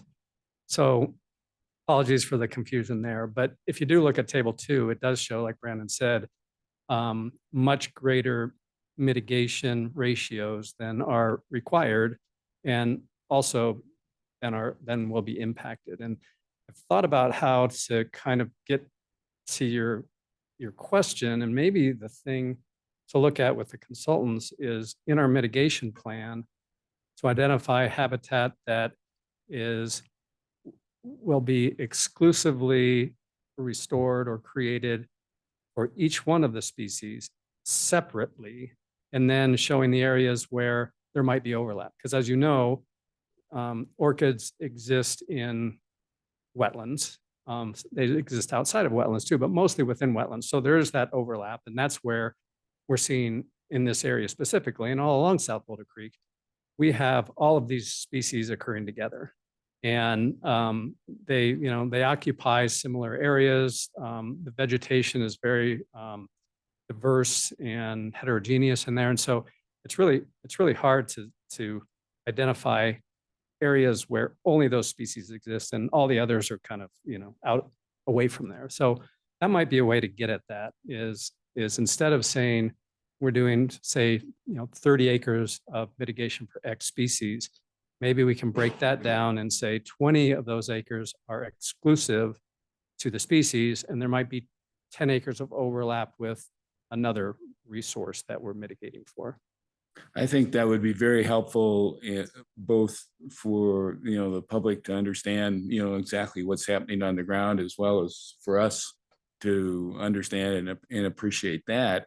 And yeah, so anything you can do to kind of clarify that, I think would be helpful. And I don't want to diminish the fact that the mitigation is really, overwhelmingly positive, but I do think that within that construct, we ought to be as clear as we can on kind of what's happening or what we anticipate happening or what we think should happen. And we can make the statement that, yeah, a lot of these components exist together, and there's probably a reason for that. But that doesn't necessarily mean that our restoration efforts, as may, in our lifetimes replicate that. It may take, a long time to kind of get all of that in a restored area, back to some kind of functional capacity. So that's all I'm saying. So I had two very trivial comments. Thank you, Don. Thanks, Don. And it was there. It's just language, and I think it's engineering language. So I have a natural bias to that. But in any event, on page 2 of the memo, in the first complete paragraph, at the second line to the bottom, it says the area will be restored in place under OSMP management auspices of OSMP. I want to know what auspices means, because for me, it's under OSMP management, period. So the use of the word auspices, I have never seen in any context of natural resources management. And so I would suggest that we not use that word. And similarly, on the next page, in the first paragraph, third line from the bottom of that paragraph, it says under OSMP purview. And again, I don't know what exactly that means. And for me, it would be to say, if it's management, to say that, so that there isn't any confusion on who's responsible for what. So anyway, that was my trivial comment. Brady. I've got a quick question. So you mentioned about removing the existing levees, and I wasn't clear how. I know you're not going to remove them down far enough to affect the groundwater, and you got wells on either side to verify that, it sounds like. But what will it look like to the person who's been walking a dog out there for the last 10 years? Like what is it going to look like? How are you going to remove those? Is there going to be heavy machinery all through this area, ripping up that stuff and moving all those rocks? Can you paint a little bit more of a vivid picture? Yeah, I think the levee, if you've walked out there on the trails, there's a very distinct elevation difference on the side where South Boulder Creek is, and then the CU South side of the levee. So we'd really be trying to remove it down to the South Boulder Creek side elevation. And it would happen with construction equipment. So typically truck and shovel would be digging it up and hauling it away. And then, but I did want to highlight those areas where we know there's significant environmental resources that we want to protect. So during the construction, we'll really be focused on protecting those areas. And then the levee removal area actually becomes part of our restoration area. So we would want to leave it ripped, revegetated as best as we can in that area. Any final word from anyone? I want to say thank you very much to both of you and Brandon, especially. We always appreciate, I think, your very excellent presentations. They're very informative and helpful for us to, for us non-engineers especially, to appreciate and understand to some degree kind of what the infrastructure issues are as opposed to what some of the resource issues are. So thank you again, and especially for your attention to our concerns. We definitely appreciate that. And open space staff as well. We appreciate all the work that the project team for the city is doing. And so thanks for that. We'll look forward to, what are we looking forward to? Well, you're looking forward to more of us over the next 5 or 10 minutes. We're going to finish out our presentation by Okay, good. what we're looking forward to. Okay, so next step. So I'm really I'm going to focus on project next steps and where we're at with the project, some of those permitting requirements, and then I'll probably turn it over to Joe to talk about working with you guys and the board for the upcoming disposal application and requests that would come from utilities. So this is a project schedule that we've shared in the past, and I've really tried to categorize it. That upper line, that's really flood mitigation design. So that's my job with our consultants, advancing the design. You'll see the little marker at today. So we're getting really close to the end of the 60% design. We are going to post that full package like we did with the 30% design once it's finalized and completed to the project webpage. And that would be part of our future disposal request to the board, is that 60% design package. So getting really close to finaling that up for all those project components that I've talked about tonight. And we've really focused on impacts to open space tonight, but there's a lot more going on with the project, with the earth and embankment and the outlet work. So that's my focus right now. That's really my job, is to keep that moving. And once we're done with 60% design, that really sets the framework. So you get a really good look at the project. You're able to apply for permits. You're able to answer questions from the regulatory agencies. We'll move right into 90% design, which will actually finalize some of these details, sizing of things, coming up with specifications, things like that. So that's where we go from here. And then ultimately we go to final design. And then next, I have this big bar at the top under permitting, and that kind of captures our environmental permitting. So our environmental permitting includes the Army Corps of Engineers. So we have impacts to jurisdictional wetlands for waters of the U.S.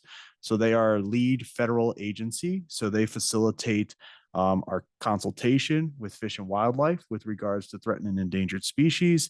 They'll also issue a 404 permit associated with impacts to wetlands. And then after that's complete, we would go for our City of Boulder wetland permit. So CU South property has been annexed into the city. They're under city wetlands at this point. So we'd be mitigating per the City Boulder revised code and getting a City of Boulder wetland permit as well. The next bar there, we've been working on all that floodplain mapping that I've shown goes into this item. We've had a pre-application meeting with FEMA, but this is for our CLOMR, which is to revise the regulatory floodplain maps. CLOMR stands for Conditional Letter of Map Revision. So if we get that approved, we need to build to the design that we've submitted so that FEMA would allow us to revise the flood maps when the project's complete. So that's is that reflected in the graphic, the 5 or whatever it is in the memo? Yes, so that updated, corrected, effective, and our proposed condition models are what we're going to submit to FEMA. Yep. And then next is the CDOT right-of-way permit. So we've talked about the CDOT agreements and how we're working with them. We're really anticipating that we'd have a special use permit for their right-of-way for the work that we've mentioned that would happen in the right-of-way, impacts to their right-of-way. And that's a pretty standard process with CDOT for any work that they would allow in their right-of-way. And there is some significant work that will happen in their right-of-way, the outlet works, some of the grading, and also the tie-in. And then at the end here, you'll see the SEO State Engineer's Office Dam Safety Review. So they don't they don't finish their review until the final design. So they'll be part of the process. We've had design meetings with them and touch points with them, but they really issue a approval for construction at the end of our final design. And then they would be ensuring that we're building to the design plans that they've reviewed and meeting all the rules that they have associated with their dams across the state. And then the next one is stakeholder agreements. So I have on the top line the OSMP agreements, and I'll turn it over to Joe in a minute, and he'll just go over kind of open space disposal request is going to be one of the bigger agreements with open space. Some of those temporary impacts that we talked about, we're hoping to do as an interdepartmental memorandum of understanding because they're temporary and we can turn that land back over to open space after the project's complete. So really asking for what we need for the permanent infrastructure and what's going to happen next. The next line, the CU South annexation agreement, sets the terms that we can acquire some of this property for, and also gives us an outline for how we get the land that we need for the project. Detention excavation area, South Loop Drive, OSO, all that's discussed in the agreement. And that was approved in September of 2021. And then CDOT agreement, in addition to that special use permit, we're anticipating an IGA with CDOT to kind of talk about maintenance, requirements, meet the SEO rules for access and things like that. So we will need an IGA with CDOT. And then Dry Creek Ditch number 2 is a major component out here. So we'll need a crossing agreement with them as well under US 36 for where Dry Creek Ditch number 2 comes under US 36. So once all that's done, we issue it for bid and we get a contractor on board, and then we would start construction. And so we're really targeting to start construction right at the end of 2024, probably early 2025, based on the schedule right now.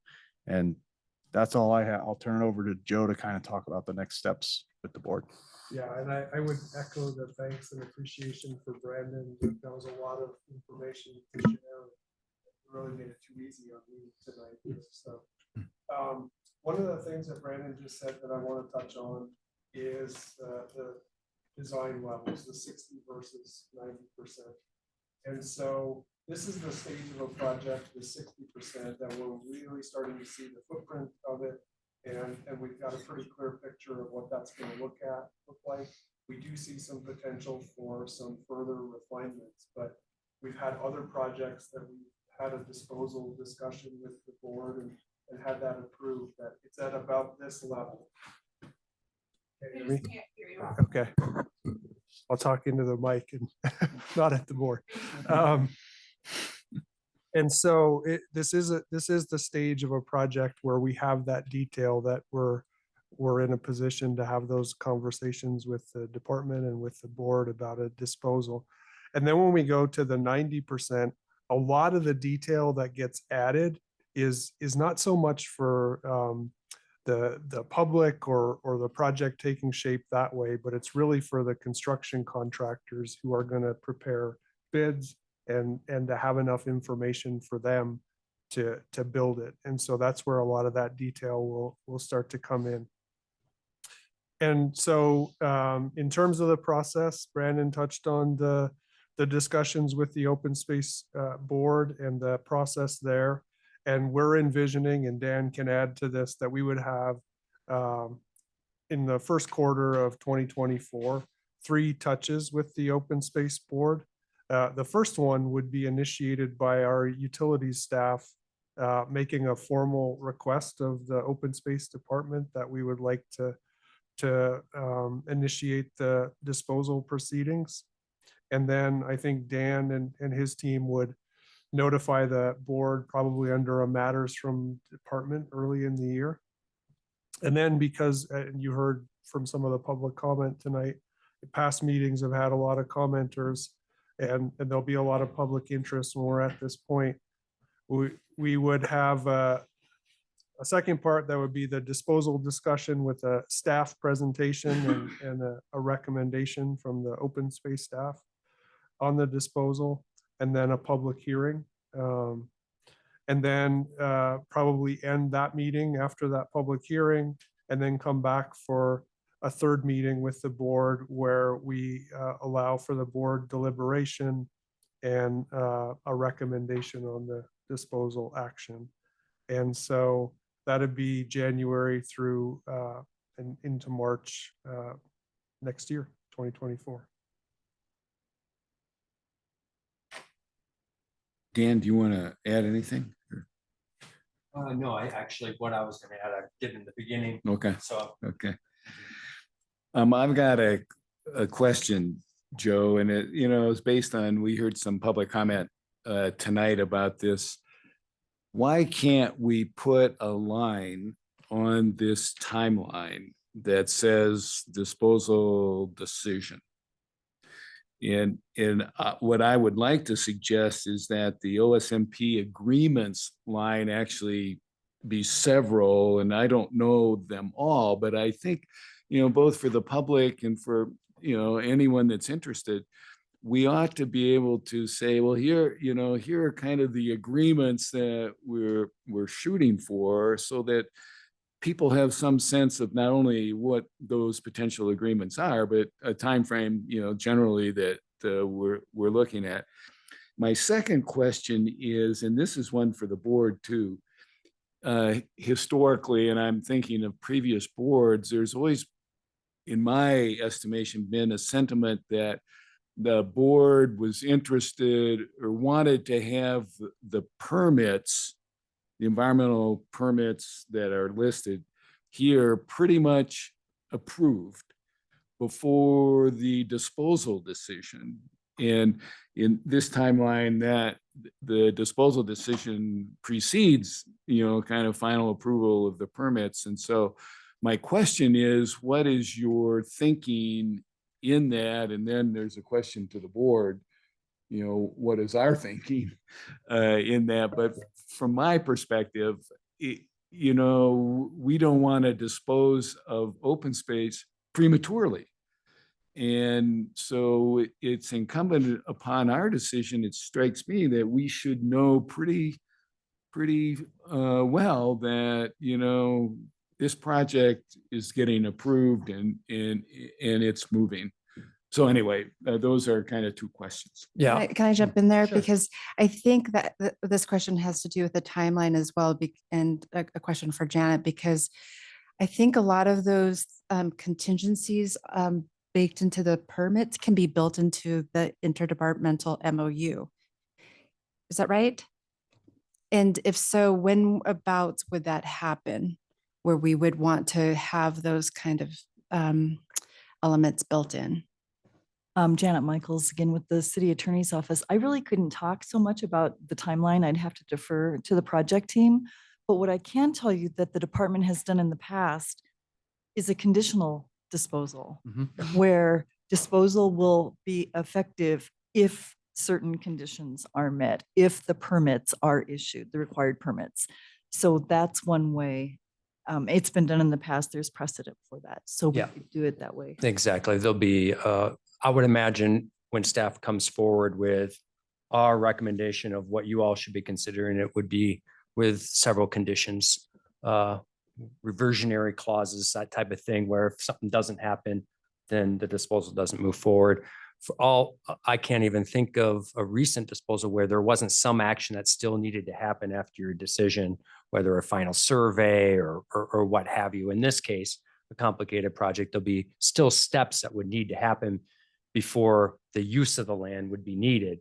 And in that time frame, that's where those conditions would need to be met before, or the reversionary aspect would come into play, that, then that gets rolled back, that decision. So yeah, we have some ideas of how we would recommend consideration of those things. But we do feel confident at this point that we can do that after the 60% design, and we would know enough to build those factors in. Yeah, so that's sort of the thinking at this point. And again, the other thing to think about would be the aspects of the 4.7 acres that's just needed in a very temporary fashion. It's not needed. It's going to remain open space during and after the project. And those are things that we would handled differently than a disposal, because we don't want to dispose of that open space. We want to continue to have that land that's temporarily needed. We'll handle that in a different type of way than disposing of that interest. So I expect that out of the 4.7, you will not be getting a disposal request for that amount. So is it possible for this timeline to reflect some more detail, Yeah. in that regard? Yep, we will update this. We have no problem with adding some more specific clarity around the OSMP elements of that and to Great. get that daylight. Yeah, I think that would be very helpful.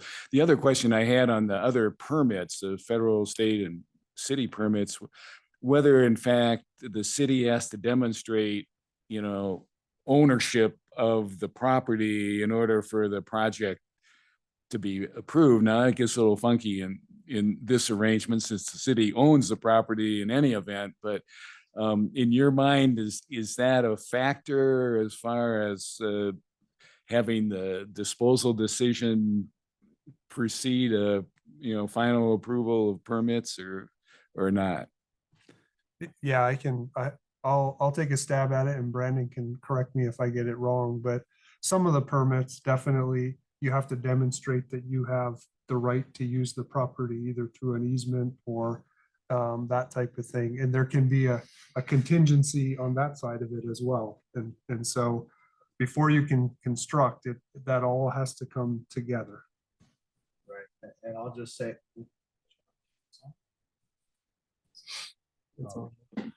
yeah, and probably the most restrictive permit that we'll need that was going to require to see that is the approval from the state engineer's office, because they really do you need to demonstrate access if there's an emergency, that you're able to get to the facility and actually protect it if there's an emergency situation. So they're probably the ones of all the agencies that's going to be most restrictive on showing that how are you going to get into the facility and do you have the right to be there. Great. Are there other questions or comments? Are we good? Thank you. Ready? No? Great. I wanted to, I don't know if this is the right setting for it, but do you think the reversionary concept is going to placate the people who are concerned about the permitting timing? Dave, do you think that, because you mentioned the public weighed in and said on no uncertain terms that the sequence was off, and I was thinking about reversionary deeds, which get used in conservation and other ways too. Do you think that is going to address I mean, we'll hear from the public again on this in the future, but in your opinion, do you think that some kind of reversionary clause will address that criticism? Yeah, my preference would be to have most of the permits either approved or in final approval. I think in a project of this stature and complexity, that introducing or maintaining a level of uncertainty, while maybe necessary, we should avoid doing that wherever we can. And so I would personally like it to be as clear and definitive as possible. Having said that, I recognize that sometimes that's not possible, and so as a fallback for me, reversionary language would certainly be appropriate. I'm just concerned that we don't dispose of open space and then are kind of left holding the bag and saying, well, why did we do that? So we should have some way to protect ourselves. And I think we do. So are there any further comments or questions? If not, I again want to thank everyone. I thought this meeting was very informative and helpful, and we appreciate it. And I will declare that I won't declare. We've got 35 minutes, folks. Come on. I'm trying to. No, I've got just two quick announcements. And I just want to put my thanks out to Brandon and Joe. It's, you all always put a lot of work into these and keeping us updated. So just want to say thank you to you all. Two quick notes that we have an upcoming POSAC Open Space Board joint field trip on 10/27, 10:30 a.m. We are still working out the final details of where we're going to meet, but with the same timeline, but with two agencies now, we might not meet at the hub. We might meet right out at the field first stop. So we're still working on the logistics for that. So expect another email from us with details of where we're going to meet. I just also want to just say that it's fairly important that we are timely on this. Just we're going to be a little squeezed for time trying to get out to a few different sites on two different land systems. So just promptness would be highly encouraged, and we'll give you more details. The second thing I just want to mention is that we are going to be doing a commemoration of the expansion and the dedication of a new state natural area on 10/26 at 1 at the South Boulder Creek West Trailhead. Dave will be saying a few words during that. I will probably make a few remarks as well, and some of our other staff and dignitaries. So just want to say that we got a special date coming up to celebrate our state natural areas here on Open Space. So with that, I am done. With that, I declare the meeting adjourned, and thank you very much.